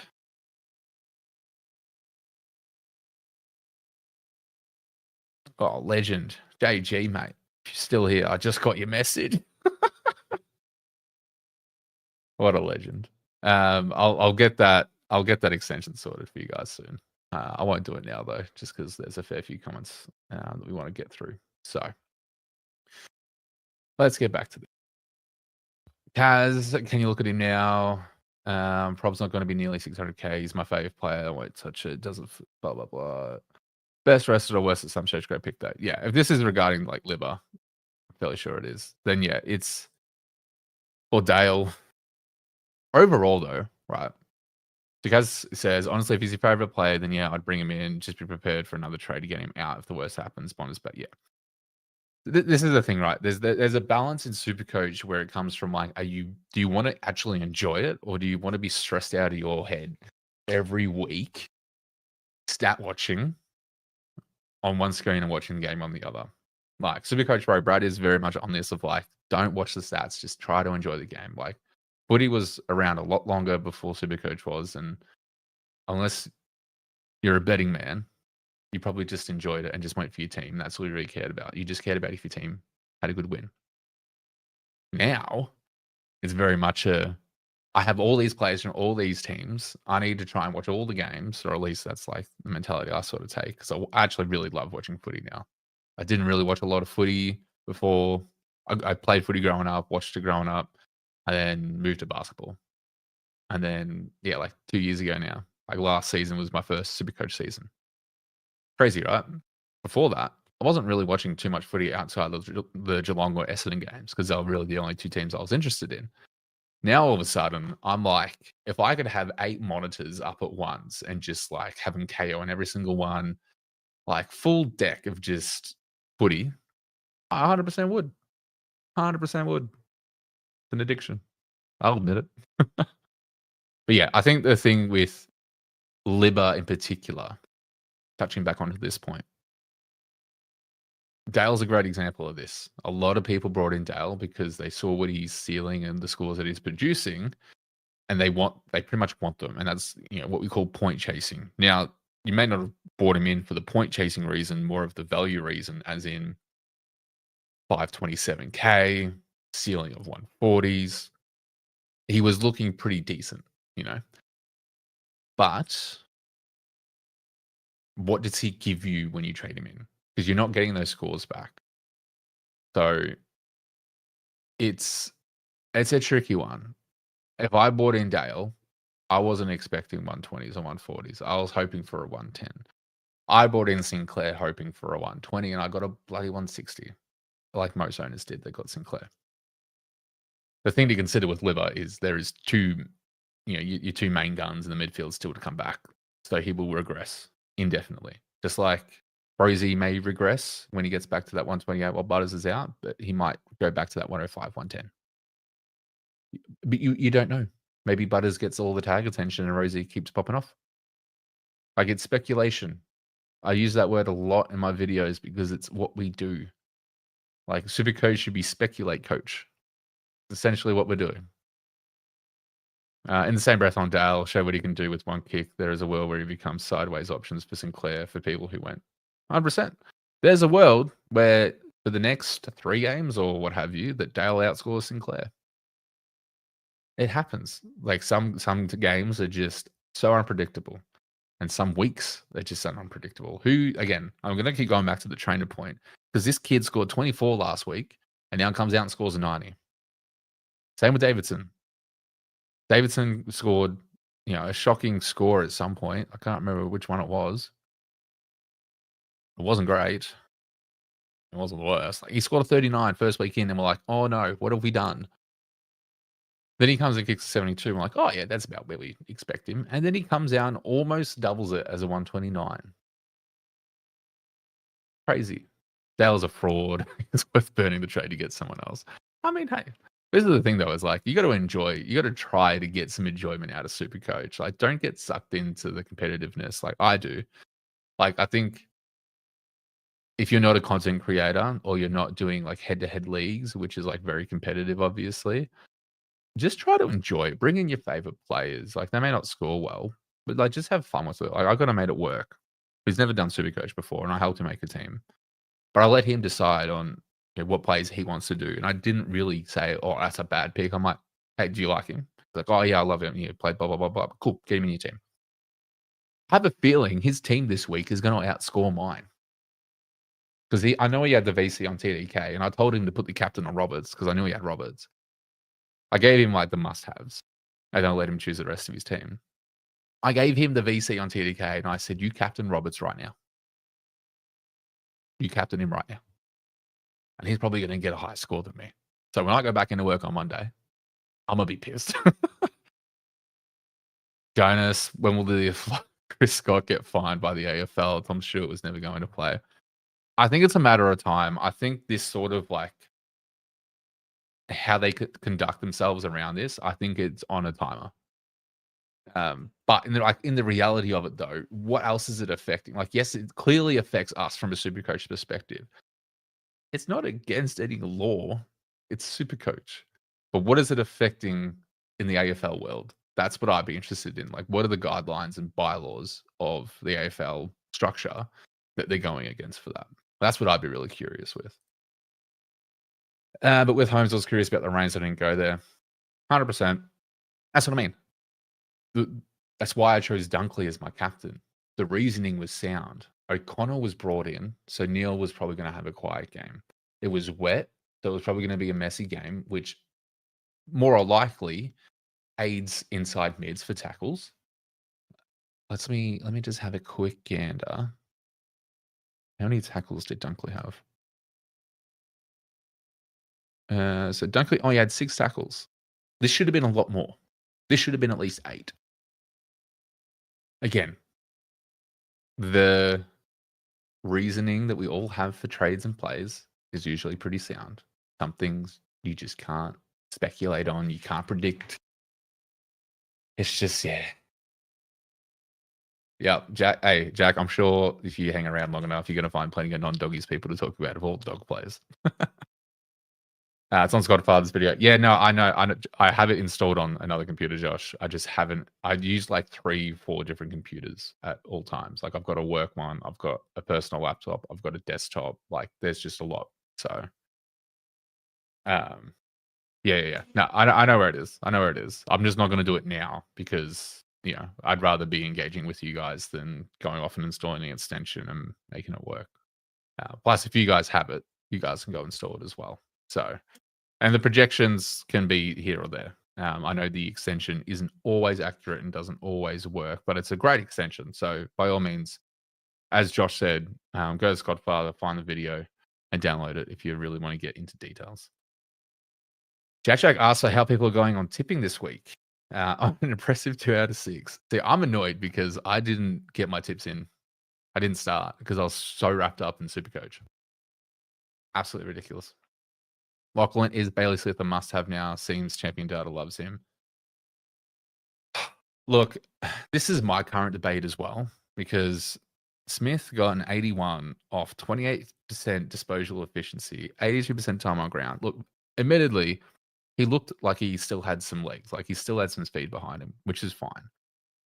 I still plan to bring him in and stick to my plan because I can keep Horn Francis and I can still bring in Bailey Smith. I got Sinclair, and now I get Bailey Smith next week. So my overall structure is still, I feel, going to be pretty sound moving forward. And now he's on the bubble. So a 144 in the system and an 81, like he's going to make cash. But like, we're not, am I bringing him in for the cash or am I bringing him in for the points? And it's pretty much a like for like. It's hard. It's hard. Hey, Rookie. Hey, Mark. How you going, mate? Hope you're well. How good was Reed and Pryor for the backline rookies? So, mate, if I would have known that we would have had Reed, Trainer, and Pryor go for over 78, I would have left Fridge alone. I would have left the fridge in the basement turned off, the frosting. But I broke the fridge. I brought him in and I broke him. 68. Disgusting. Only got the Geelong and Brisbane game wrong so far. That's not too bad, cheese. There you go. Sinclair going to be, so inching close. And if he has another good game as well, he's just going to keep going. So if you don't get him next week, I don't think you can get him. That's in regards to Sinclair. Jonas, my team's bleeding cash. Gaunt, Petrarca, Sheasel, Horny Man. Gonna hold all these underachievers. Need to get Sniff, Reyes next week for Pal Pepper, and overpriced Spud rookie of mine. I think that's a solid plan. The plan, if you follow me on X, you would have seen kind of like my train of thought and like kind of math. Some group chats, I actually went through the math and I use like ChatGPT to help me figure out the math in regards to prices and all that sort of stuff. Ballparks, and I usually ballpark unders. So when they make more money, it's still going to work. Pal Pepper can still make money and he's also got St Kilda, so I'm not sure. Like he's gone 82 and 72 against them before, but he's an absolute spud of a player. So I don't know if I want to hold on to him anymore. But I essentially, with the 109 plus the 200 plus what I imagine would be almost 180k, I can get Smith in. I've done the math.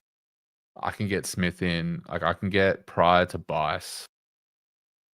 Pal Pepper down to I can get Reyes in with some DPP if I need to. And then I can make all the moves I need. It's just what rookies are going to be the ones I go for, really. So the math's there. I can get the Sniff in. It just means that I'll have 4 keepers so far. I'll have 1 gap stop and then a rook, but I'm considering moving Frazier down to like a Bice and then just doing a 1-up on Pal Pepper. And then maybe moving Stone on because I don't want to get rid of these guys. Yes, I bought in Fridge. And yes, that's 2 trades just to bring him in and take him out the next week. Ridiculous. I'm well aware. I feel like I've been a bit too passive. So I'm going to try and be aggressive next week because I have a feeling I'm dropping out of the 1% this week. I'd be really surprised if I haven't. We'll see what happens. All right, you guys have been absolutely amazing. 82 people in here. Welcome in. Almost midnight. This after midnight, this chat's probably going to get a little bit rowdy. Happened last week. It's probably going to happen again. The caveat is we don't have Supercoach Pro in here. He's the one who goes rowdy after 12 a.m. He's probably partying hard at the moment right now in St Kilda. But 82 of you, thank you so much for joining me. We're just going to keep smashing through these questions. If you've got any curiosities or any rantings or hot takes, please put them in the comments below. Make sure you like and subscribe as well, so you can keep joining in the streams when they go live. Who we got? We got Jack. What's people's thoughts on Rao and Anderson? Tough to split. I'd happily have both. I think you can. I think you definitely can. I think Rao looks to be in a different form at the moment. What's the price difference? So Noah was 574. Rao was 550. I don't mind Rao. I do not mind Rao. I'm personally not looking at any of them yet because I got bigger problems to fix. So we'll see what happens. Corey, I went Dale as one of my favorite players. Wasn't going off the points chasing situation. There you go. That's a perfectly good reason and sound reason to bring a player in because they're one of your favorites. That was me with Stuart. I brought in Stuart because he was one of my favorites. There was always risk bringing him in, but I brought him in anyway, and he just so happened to find an exit out of my team. Ridiculous. Problem with the rookies going off down back. I don't know how I'm going to get biased now. Yeah. Well, I'm thinking about dropping Fridge. Then pushing that cash down to Pepper to get Smith in. Or if I can push that cash onto like Stone and then hold Pepper against next week when they play against St Kilda, that might actually be the go. Stephen worried about the Drew tag on day. Only went 142 last year. Only 142? What do you mean? Only 142? Anyone would take 142 in a heartbeat. What are you talking about? Jack Cheese and 20 minutes game start. I had to change a heart and switch both my picks to Cats/Giants as first quarter time looked good. Yeah, it's unfortunate for the tips. He thinks Leclerc is the guy to tough run, no? Don't know what you mean by tough. So tough run, though. If you think he has a tough run, I don't have the stats. I'll share it on my X when I go back and find it. But he has a decent run. Like Sinclair can be quite fruitful. I did not take the VC. I risked it on dunks because I thought he would have a bit of a spike game again because Neil was going to cop the O'Connor and Atkins tag, which he did. But dunks, his DE let him down. He didn't get as many tackles as we thought. It just sound reasoning to go to dunks. I almost VC'd Sinclair, and that is the biggest rip of my season so far. And also not captaining dunks in the first game against Swans. Anyway, Dal got tagged. What do you think Clark will go for real? Against West Coast this week, I'm expecting I think Sarong... Who's going to go biggest? If Graham is tagging, I think Sarong goes for 110 still. I think Brayshaw goes for about 120. I think Clark gets up to like the 140s. I think Clark has a massive game. Mark, Captain Zorko, solid choice, mate. Well done. Very, very jealous. Short owners, are you off him yet? Great question. A lot of people held on to him because they thought that he was actually going to score quite well against Saints, and it never happened. What did he end up finishing? It was like 80 something, wasn't it? 89. What was his break even? Get me up here.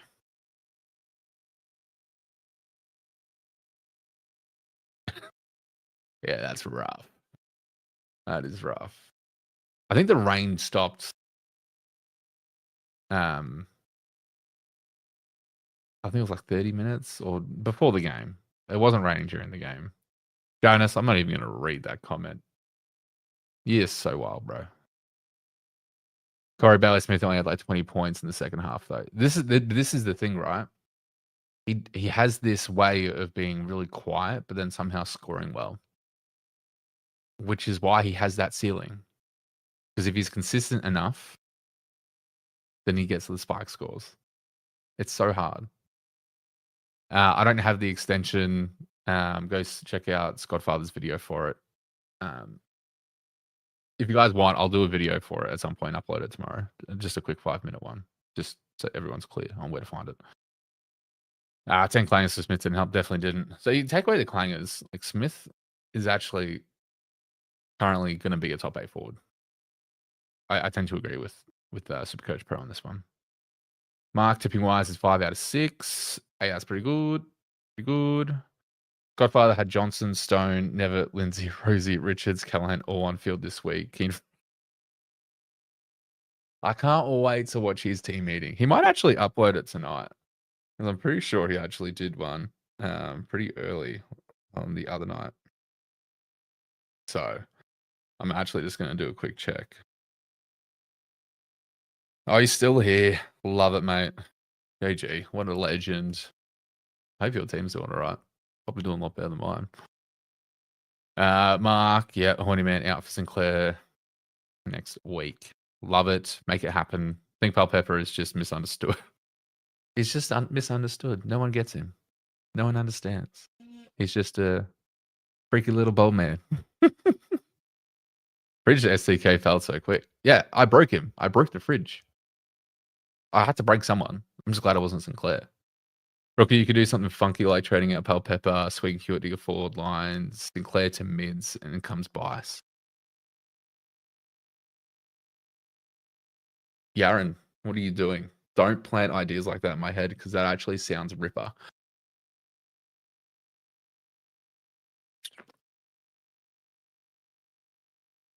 What am I doing with the fridge though?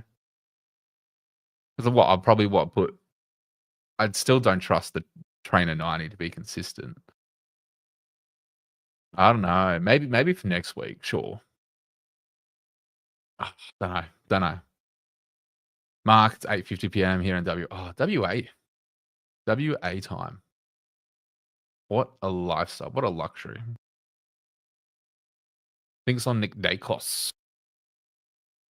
I think we still target him, but I think we target him closer to the Anzac Day because he does have a bit of a rough fixture.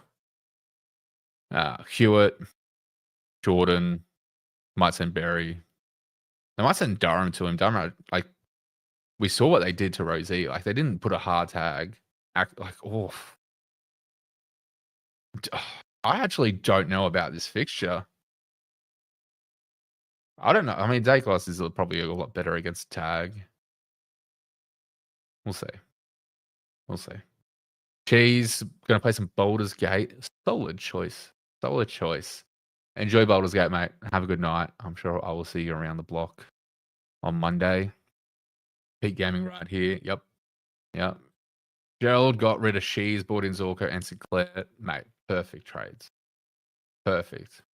I could go live, and yes, after midnight is my fave time. I'm going to drop out 1% this week, I reckon. Yeah, I reckon I'm going to drop out too, mate. Don't worry. James P, how are you, mate? I got Mr. Anderson. Would prefer Rao from today's eye test, but still happy to have him. Yeah, I mean, look, I think these two are probably going to like interchange like spike scores. Like, I still think Anderson's probably that perfect like flex player by end of season if it's not a ruckman, just because of how well he can go. Yeah, Supercoach Pro thinks the same. Absolutely wench for it at the moment. Mate, that was me with. It's not the exact same as Baldur's Gate, but if anyone's played Path of Exile 2, when that first dropped, addicted. Subs a zombie, computer can't handle it. Okay, so now we're just talking about Baldur's Gate 3. Clark or Cherry as captain? That's a great question, actually, Frankie. I'm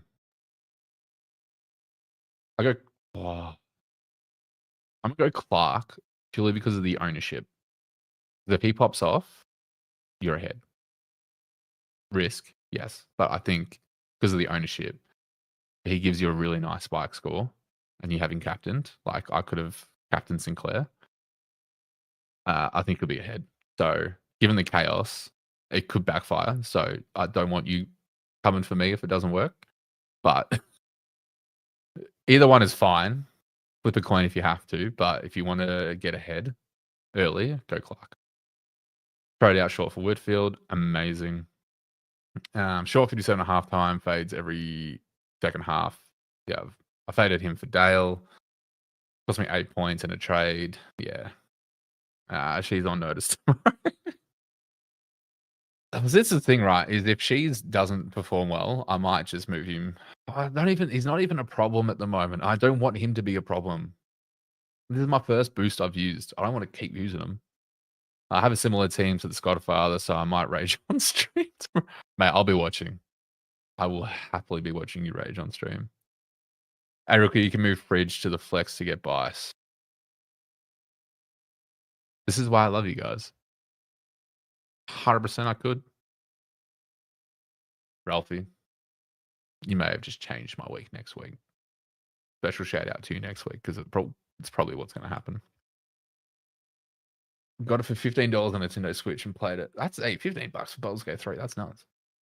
Compliment to the player, but this tagging error is just getting out of control. Yeah, look, it's not fun. It's not fun.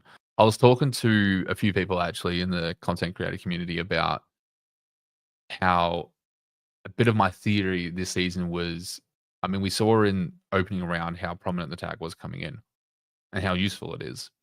So it might be beneficial to go like the second banana just because they're probably less likely to be tagged. So we're talking like a Dunkley, a Brayshaw, a Rosie. But the reason why I didn't start Rosie was because Butters was out, so he's technically the first banana. So far, it hasn't worked too bad. Richards is a bit of a letdown, but so far it's worked well for Dunkley.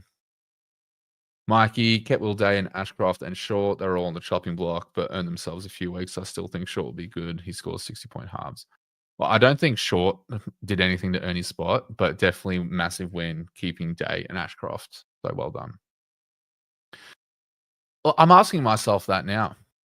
I had sound reason to take Dunkley's. The conditions of the game were more beneficial to inside mids, like a Dunkley who can score and generate points a lot from tackling because he tackles more than Neil. There was O'Connor in Geelong and Atkins who was going to put attention into Neil, which usually means Dunkley gets a higher score, which he did. Like that did come true because Neil only scored. Let me get this up.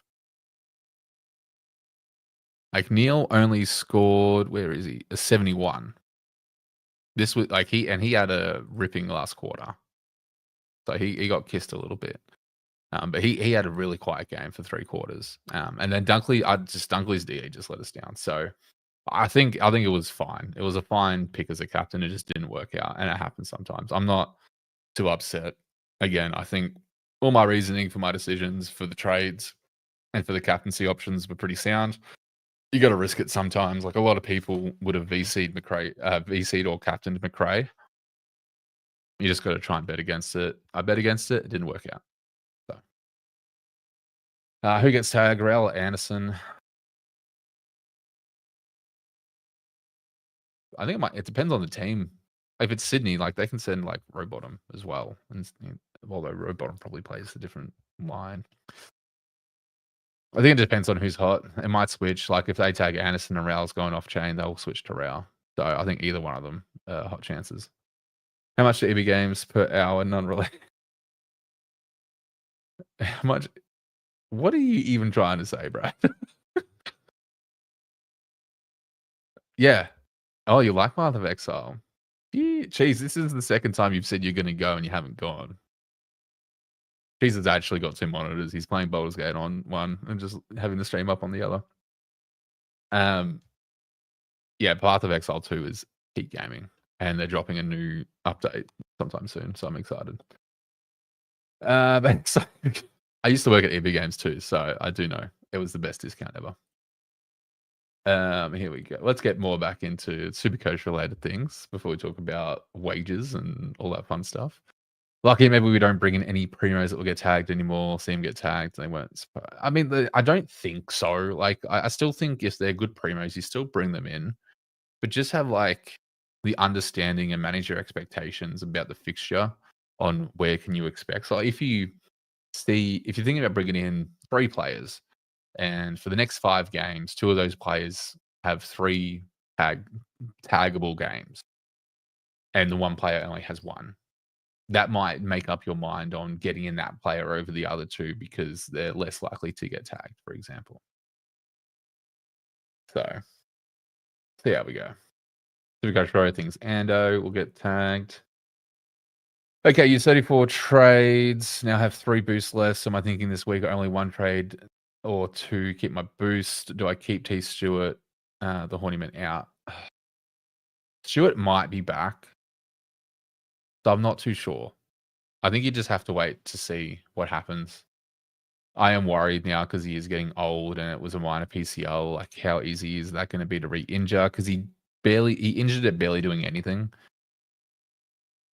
So it just is what it is. But I definitely just wait until, I mean, Geelong, you'll be waiting until game day before he's like a late inclusion. So that's just Geelong for you. Frankie, great question. What rookies are you looking at getting next week? Great question. So if we have Moraes. He has a 113. He scored 52 and a 94. So he'll be one to look at. There's obviously Bice as well. Bice is going to be one I'll be looking at. Clay Hall was one, but he got dropped. Colossi or Closey, whatever his bloody name is, was one to look for. But what did he pull out? He pulled out a 58. I imagine he's sub next week because they put Nevitt as sub. I don't see it holding. I don't see the Nevitt sub working. Like, it clearly hurt them having him not on at all. Like, he brings so much speed and intensity to the game. So, we're watching SDK play the Herds when you have him in your team. Yeah, and then you watch him get subbed. Oh, big pain. All the pain. All the pain. Cheese, 3 monitors. All right, Mr. Fancy. All right, Mr. Fancy. Jesus. I've got 1 ultra ride. I used to have 3 once upon a time, and then 2, and then I'm old, and it's just a pain in the ass to manage. Melbourne relocating to the snow earlier this year. What a pathetic crowd today. Yeah, I saw that. The crowd was shocking. I was really disappointed in that, actually. But I'm going to the Geelong versus Melbourne game at GMHBA. So hopefully it's a big game, and hopefully Geelong get up. While also having my players in my team, for me, the team doing really well. It's always a big confliction. You want your team to win, but then you want your players to play well, which might end up meaning your team loses. Jones Mel's still better than the players. Top 9 must-have: Sink, Zorko, McRae, Nod. I mean, that's 4. Oh, goodness. Thankfully, traded Stu out. I swear with Geelong, and especially Stu, they always get the expected returns wrong. They're just so protective over it. It's ridiculous. I don't understand it as well. Like, maybe they're trying to keep their game plan close to their chest. Like, oh, we're not going to tag, and then we're going to tag. I can understand it, but I also think it's like, it's too sneaky. Very, very sneaky. SDK a hold or a trade if you trade them in? Honestly, I would probably look to trade. If you haven't got a bias, move him down to a bias. Or swing someone around, put him in flex, and then get whoever you need. Like another rook. I don't know if SDK is the answer, if it's worth holding, because his cash in just got shot. Yeah. Supercoach Pro actually made a great choice, and this annoys me because I was looking at Bowley, whatever his bloody name is. I was seriously considering him because he's still scored well with May in the team. And then some people are like, nah, May's gonna he's not gonna be able to turn up with May, even though he's done it before. I kind of got scared out of the pick. Annoying. Who are my must-haves? Great question. So, I think Zorko and Sinclair are a must-have. I dare say Roberts is a must-have in his current price and form. I think obviously Sherry's a must-have. I think DeConing's a must-have, or was a must-have. McRae, obviously. Hoyman, nah. Davidson as a rook, sure. Culpepper, no. Daniel, possibly. I dare say at that price, he has to be a must-have. Nod, if Nod can continue to do what he does, then must-have. I actually don't think there's too many must-haves, like, in the reality of it, because everyone fluctuates. So, again, it's a stretch to think that Smith is a must-have. Um,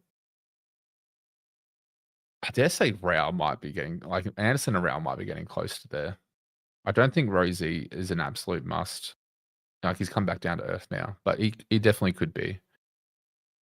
I think Whitfield's a must. Clark is a must. Jordan's a must. Who else we got? Oh, my man, I'm on. So glad I didn't bring him in. Holmes is putting his hand up to be a must at this point, which annoys the crap out of me because I could have gone him instead of Stewart. That's probably all I'm looking at for must-haves, to be honest. Like everyone's gonna go. 24,000 ml Gold Coast game. All right now. All right. See you, cheese.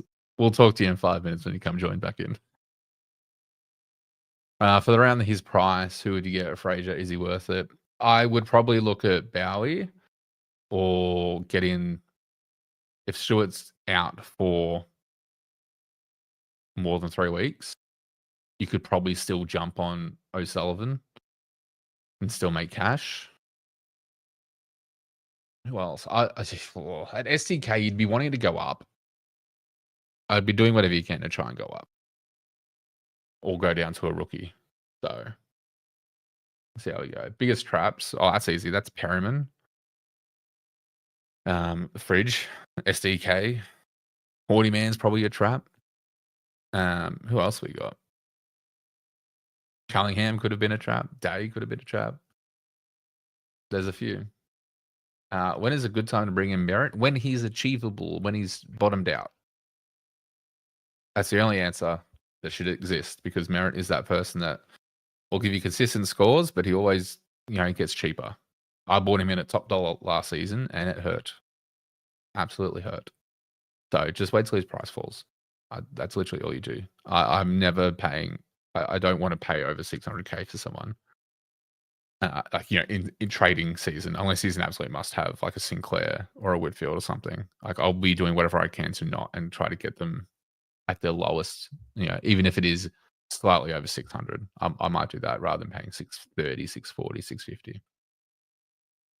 You can't tag Rail for the person who asked. Anderson will always be the tag target. They can try like it's Rail. Yeah, I think that's a fair shout. I think Anderson's the easier one to tag. Rankin, I think it's too soon to really confidently say who's a must-have. Because anyone we've kind of said who's a must-have, like we said Sheasel was a must-have and he's been subpar. We saw Oliver as a must-have and he's been subpar outside of his 130. We saw Callahan and Day as must-have. Like we call everyone must-haves at some point in time, but it constantly changes and it's still early in the season. So I don't think anyone can confidently say who's a must-have outside of Sherry. Sherry, Zorko, Sinclair, Whitfield. Like there's only a very, very select few that you can do. I don't think Rankin is that just yet. Yeah, Bailey hurts me. Just didn't expect him to maintain his score. I don't think anyone did. Why would didn't pick him? Hewitt, I don't know if he's a must-have. He's consistent, but I mean, with Lindsay going out, sure, he could probably be a must-have replacement. I think Tom Powers Leo could be some good pods this year. But of course, I don't have any of them, so guys, jump on because anyone I don't jump on goes well. Thanks, Lockie. We'll have a look at that. I definitely think they're good shouts, for sure. I am interested to see how Powell goes with Wardlaw back in the team, to see if there's any point regression. And then Saligo, the only reason why I'd be cautious of that is just that rotating mid. The same as why people hopped off Peatling. It was the concern with some people why they didn't start Rankin. Some people were concerned about Dawson's rotations as well. That's why some people didn't do that as well. It's just a very heavy midfield. It's a stacked midfield at Adelaide. Don't forget. Same as with Brisbane. So it's tricky. Cherry, McRae, Daniel, Roberts only. Yeah, that's fair call. Fair call for must-haves. Anderson dropped for Cozzy this week. Potentially. I'd really hate it. Might make some trades easier though. But we'll see how we go. I love how you just passed George Hewitt. Why is George Hewitt? Why is he a must? I've heard no one talk about George Hewitt. That's why I probably skipped past him. 94, 123. Not a bad shout, actually. Could be. What's his ownership?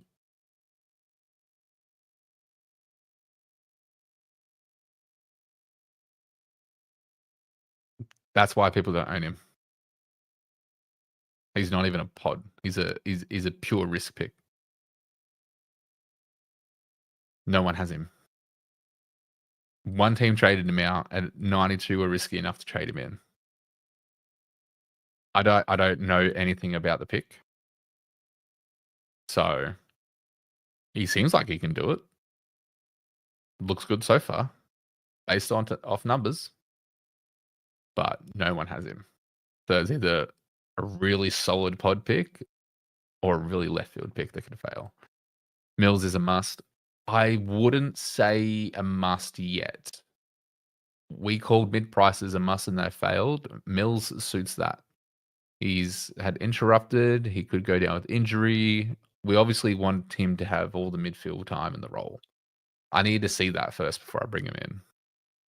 And then I can call him a must-have. I think we're very quick to call people must-haves. Yeah, whereas I think it's only a few weeks away, actually. Let me look at this up. We can just get North Melbourne. All right, so Wardlaw is 2 to 3 weeks away, and this was updated on the 25th. So he's still got 2 games, maybe 2 games. So Powell could really pop off for the next 2 games, but then he might regress. Jonas, Cheese might be back till he throws up again. Yeah, that's right. I wonder if Cheese actually had to change out of clothes this Saturday, like he did last time. I've also realised how influential TDK is on the weekend. Only benched him for 2 to 3 minutes in the fourth. I'm calling it. Pitnet won't be back in the best 22-23 unless one of the big forwards go down. DJ, I hope you're right. I really do.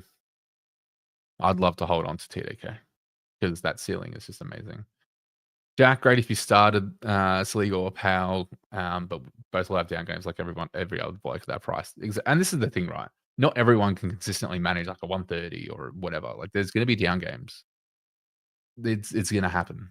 So just, yeah.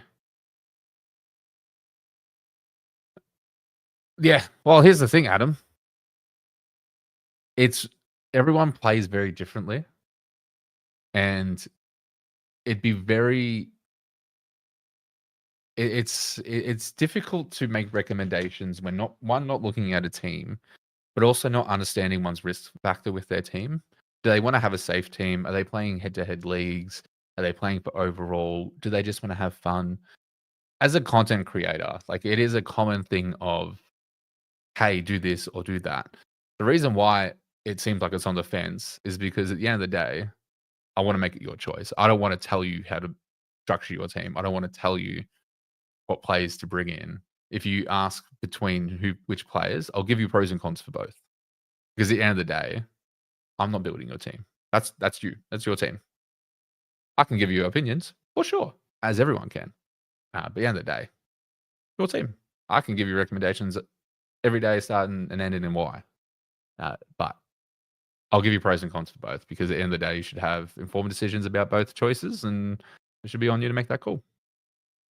Supercoach Pro, Sanders, Short, Hugo, Pez, Traps. Yep. I mean, Hugo kind of stuffed everyone who traded him out. Lachlan around 2 to 3 weeks. Yeah, we just looked at that. Adam, who would have thought cash gen in the back line was a thing? I know. It was looking very, very grim. Very, very grim. George Hewitt, yep. Rouse the collector. Anderson's the user. Aside from that, it's much easier to nullify. Yeah, totally agree with that. Other than a couple of plays on Friday, Sanders just seems to afford the. Yeah, I think Sanders is a fail pick as well. Last 2 games, level tackles, they solid.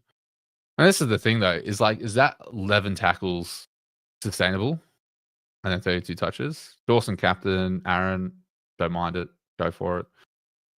Yeah, Aaron, I need 300 points from Sheasel, Daniel, and Nod to get to 2,000. A big ask. And I say it could just be he's a flying under the radar. Is he in your team, Josh?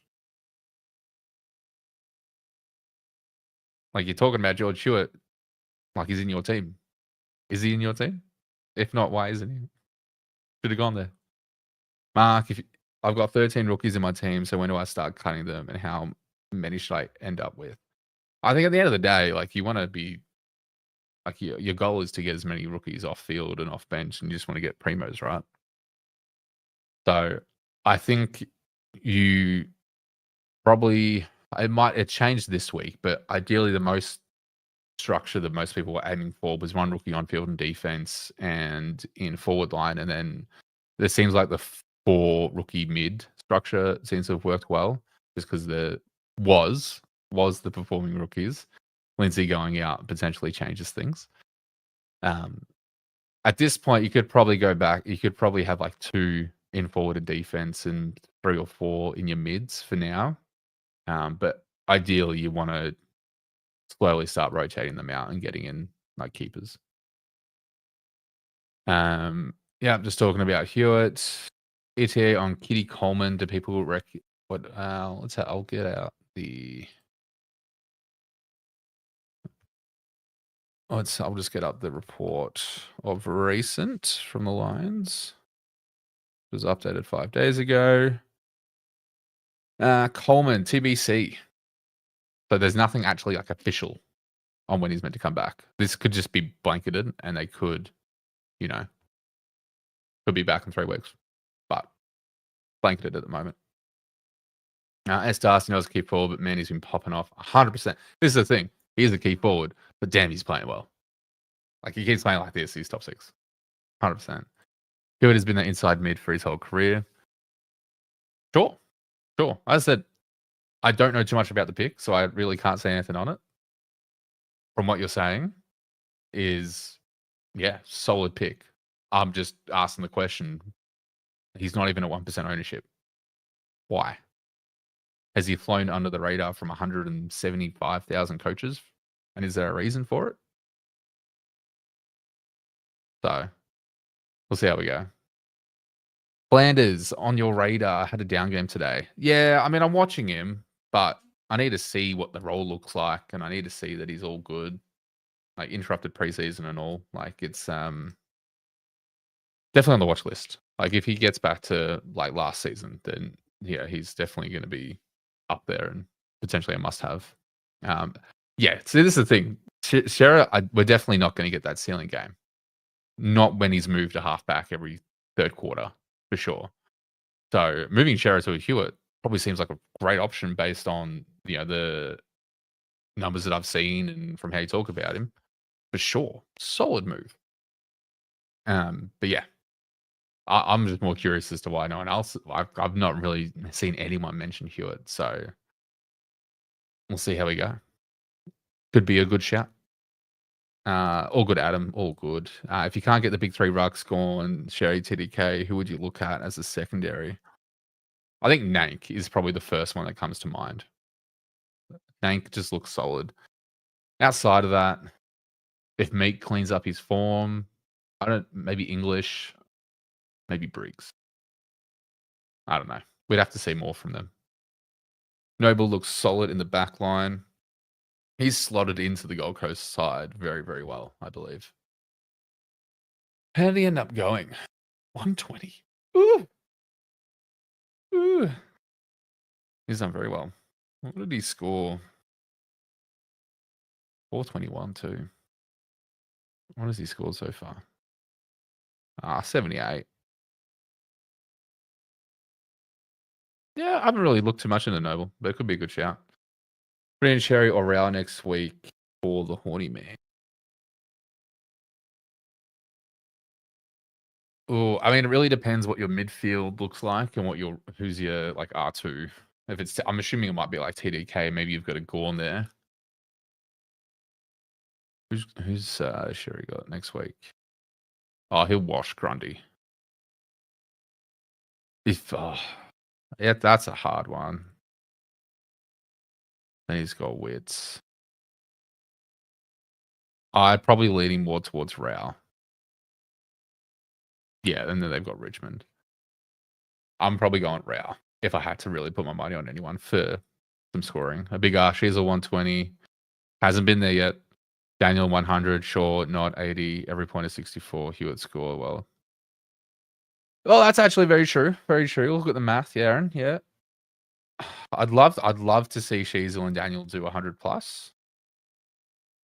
Will it happen though? I say it's a big ask because look at the round. It's been absolutely chaos. We've got loving the work of Draper, so trade Maxi. That's us. Yeah, Maxi straight down to Draper. That cash will be very interesting. Hewitt definitely benefited a lot from Kennedy leaving and Vossi refusing to play Lord. Yeah, definitely. What does that hold as well? Kind of go from there. I think I'll definitely. You've put Hewitt on my radar now, Josh. So if I get sucked into bringing him in my team, you know where I'm coming. If he fucking fails. Thank you, Lachlan. I appreciate that, mate. It means a lot. Sin was a nice pickup for me by Adam. Solid, mate. Good pickup. I think that's the one that got away from a lot of people. From your rookie selections. I mean, they all kind of came out of the woodworks this week. I mean, Sin came out and scored like an 80 something. It was the week of the defensive rookies essentially. Kaz, how could I forget? Exactly right. Marshall is definitely there now. I just haven't thought of him all preseason because he's been out. But Marshall seems to be very much making a run to be a contender for like top 3 at the moment, for sure. So great shout, Kaz. Great shout. Who you got next week, North or Sydney? I think Sydney. need the win. So, like last week was too close. So I think Sydney really need to come out swinging. And I think against North. I mean, in saying that, North needs them win more. Don't get me wrong. I'd love to see North win if I had to pick one. I'd love to see North win. But I'm the king of wishful thinking here. Yeah. Yeah. That's why I love you though, Aaron. Always positive. We need more of that. Everyone gets so down in the dumps around Supercoach, and I see multiple group chats of like people just like absolutely like having big rants and everything, which is fair enough. Like it happens, but like at the end of the day, you can't pivot that much once the round begins. So it is what it is. Rolo, rookie coach, you're a top bloke. Appreciate late night chats with Supercoach 9 hours like us. This podcast will gain legs fast. Cheers for the insight, mate. Great analysis. Thanks, mate. I appreciate that. The nicest comments I've received on a stream. This is probably like the third stream that I've done solo. So I actually appreciate the heck out of that comment, mate. Thank you. Did have like 8 kick-ins. Yeah, he had an absolutely great game. Richards to Hewitt, you convinced me, Josh. See, Josh, this is what you've done now. You're going to have a lot of people coming for it if people get in Hewitt and he fails. CWT still hanging around. Could be getting some sleep, mate.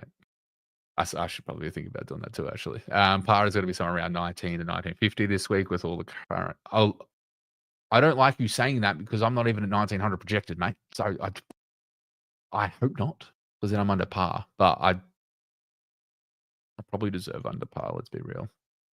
The only thing with Marshall is he tends to play a lot down forward.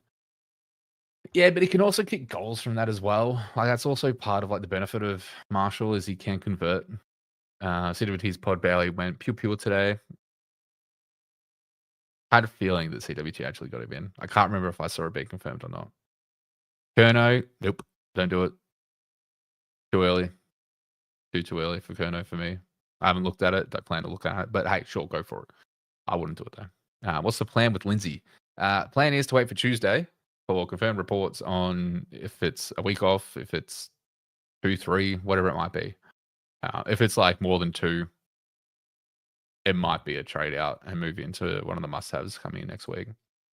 Oliver seems off. He's not passing the eye test for me. He's been an absolute bull forever, but not feeling the pick this year. Trying an aggressive approach for the first time, and it's been working so far. Does that mean you traded out or didn't start Oliver, Mikey? Because that could have worked massively. Massively. Yeah, look, I want to say he has his moments where he looks really good, but then like watching the game today, for example, it looked like Oliver from last season. And I'm like, "What are you doing, kid?" We have West Coast, North Melbourne. Yep. North, top 8 confirmed. I think we'd all love to see it. Mark, George Hewitt looks good at 500. Yeah. I think Josh has put a lot of us on George Hewitt now. Yeah, I know, 15 likes. Come on, fellas. Show rookie the love. Oh, thanks, man. I appreciate it. But no, been fluctuating between 60 to 80 people in here. So if you're hanging around still, we probably will look to wrap up as we've gone over the 2 hour mark very shortly. But yeah, any love is appreciated. You guys have been absolutely awesome, making the live streams a lot of fun. Josh, yeah, he's pretty much 500k, just a little bit short. Is Miller getting TPP? I believe he's on track to get DPP for forward. CWT didn't actually get him in the end, went Baz. Ooh, no. CWT, this is where, like, I feel like you've followed your gut for most of the time and it's worked. I didn't follow my gut on Sinclair VC or getting in Bowie. And it's Burgoyne to pod pick. Potentially. He's been playing very well. I do have my overall concern about the back line there at Port, though, because it seems like the points are distributed pretty evenly, and then one of them will have a spike game. But definitely one to, like, look at. Like, let's actually look at him. It's easy for me to say, let's look at him, where we can just do it straight away. I can actually get... He did a 127, solid. The 50 is... Yeah. This is what I mean, is like there's too much variance, I think, in the Port back line. So we'll see. Kerner will kick 9 goals against North Melbourne. Yeah, he might kick an absolute bag against North Melbourne. What's he going to do for the rest of the season? Like, unless he was underdone the first game and now he's all good, sure, go ahead, take that risk, bring him in, Josh, and we'll have your own little section on a live stream when we go through your picks to see how they worked out. And we got smashed. Most good winners, almost Vossi. A lot of people are becoming Vossi or becoming a version of Bevo. Like Ross, like from Saints, was almost there, but then turned it around because Steele did a laid out. Garcia got the time that we wanted him to do, and yeah. Anyway, thanks, Mark. Appreciate it. I was solo in the midfield at some points. I felt like, yeah, legit. Good night, Mark. Have a good rest, mate. Enjoy the rest of your weekend. Is Humphrey legit? Possibly. There was concerns about what would happen, with Toot coming back into the side. It looks like he's adapted pretty well. Spent some time in the mid, spent some time in the forwards. I didn't watch the game too closely, but it looks very promising for the price. So he's definitely one to look at for sure. Like, it might, if you're not 100% set on Baz or whatever, like, I could potentially make a play to trade out Frazier and move someone else into defense and then bring in Humphrey and Baz. Like, there's so many different possibilities that you can do. And I'm probably using the boost, unfortunately. Anyway, this stream's just a perfect way to unwind after the footy, especially with all the chaos. And that's what I mean. This is why I love doing it, though, is because, like, we've all got built up emotions and, like, chaos, and we're all just like, it's hard because then, like, if you don't have, like, an outlet where you can, like, type out your frustrations, I feel like you hold on to it a little bit. And that's just in general, not necessarily Supercoach related. So glad you guys enjoyed the stream. North Backline's elite, 0 goals, 0 touches. You guys can go to ham on who's going to win that. I was going to go either Bailey or Baz, Humpty Dumpty, and I chose the worst of the 3. Yeah, it's one of those weeks. What do we do with Richards? If you've got Richards, it's still a hold. I don't think there's any reason to scream for concern. It's just his DE. Like, he was there. He looked great. It was just his DE that let him down. Keys. I looked at him last season as well, actually. Key forward. Has he had any CBAs, actually? I'm going to get DFS open just to see what else is happening. Okay, yeah, so Keys doesn't get CBAs, so it's definitely a key forward. I mean, he's a solid player, but are we just looking at the spike score? Like, I feel like you're just looking at the spike score, Josh. I feel like that's what you're doing with all your players. You just go latest spike score, bang. May not be, but it definitely seems like it. I don't. It's too small of a sample size. Lockie, Hornymanda, Smith, and Humphrey. Yeah, you can split the cash for sure. Go down to Baz, move a rookie up to Humphreys. Not a bad shout. We knew you would be back too, Cheese. This is ridiculous. We got to stop meeting like this. Surely the Baz pick works out over the season. I think it does. I think it definitely does. It's just, again, I haven't seen him string more than 2 games together. Like if he's an out next week because he re-injured himself, too fragile. James, how good is Will Ashcroft? He had an absolute ripper game. Absolute ripper. Just definitely rewarded the holders that saw him through. You'd love to see it. Josh Lots on Doherty. Used to be a massive Supercoach scorer. Used to be. They can't stay in that form. So he scored a 73. What's he scored so far? No, he's not. He's not it. He's not it. Doc is a wash. Yeah, it is. He's a little bit washed. Yeah, Kaz will be fine. He's a season keeper. I could have waited until next week when he's on the bubble. Yeah, and that's literally all I was waiting for. I wanted an 80 minimum, and he got an 81. So I feel like on premise I have to get him in. Need bias Marius Baz makes Boostville. Oh well. Yeah, I'll be doing the same, Yaron. So I'll be with you there. Can you pass on Baz next week? Probably not, because he's on the bubble and he'll make you money. So like he's about to go up in price, and if you really were unsure about Baz, you'd want to get him before his price rise. So I don't think you can pass next week. Scott Father said Night Presser is out finally. Keen for this one. Awesome. Oh, it's 12:30, so we might look to wrap it up, guys. We'll get through these last few questions. Saint starter Pachaka looks so good in the preseason, now part-time mid. Honestly, doesn't make sense. That's just a good win problem. Like, hopefully it doesn't stick, but from a Supercoach perspective, keep him in the forward line so he can get the DPP, then send him back to the mid. Jared Wids, pod pick from a ruck perspective, for sure. Like, he's actually been playing pretty well. Like a 144 and then came out for a 109. I don't mind it. It's just a restrictive ruck. So for those, a bit of an inside joke, but the nicknames for myself and Brad. Brad is Nighthawk and I am Dragon. If you guys get the reference, let me know in the comments. CBT, the Baz pick will be a slam dunk, 28% DE and still an 81. Plenty of the pill, just a hack. It will improve. And that's the thing, right? If he's doing this poorly from a DE perspective and still getting 81, then wonder why he got a spike score of 140 plus. It just makes sense. Anyway, I'm caught up with the questions. It's almost 12:30. So thank you guys all so much for hanging around. Don't forget to like the stream on your way out and hit that subscribe button so we can get up to 500. I will be releasing my team review video tomorrow night whenever lockout lifts. So keep an eye out for that. Monday night stream on Center Bounce for the review crew. You guys have been absolutely amazing as always. Appreciate all the love, all the comments and interactions with you guys.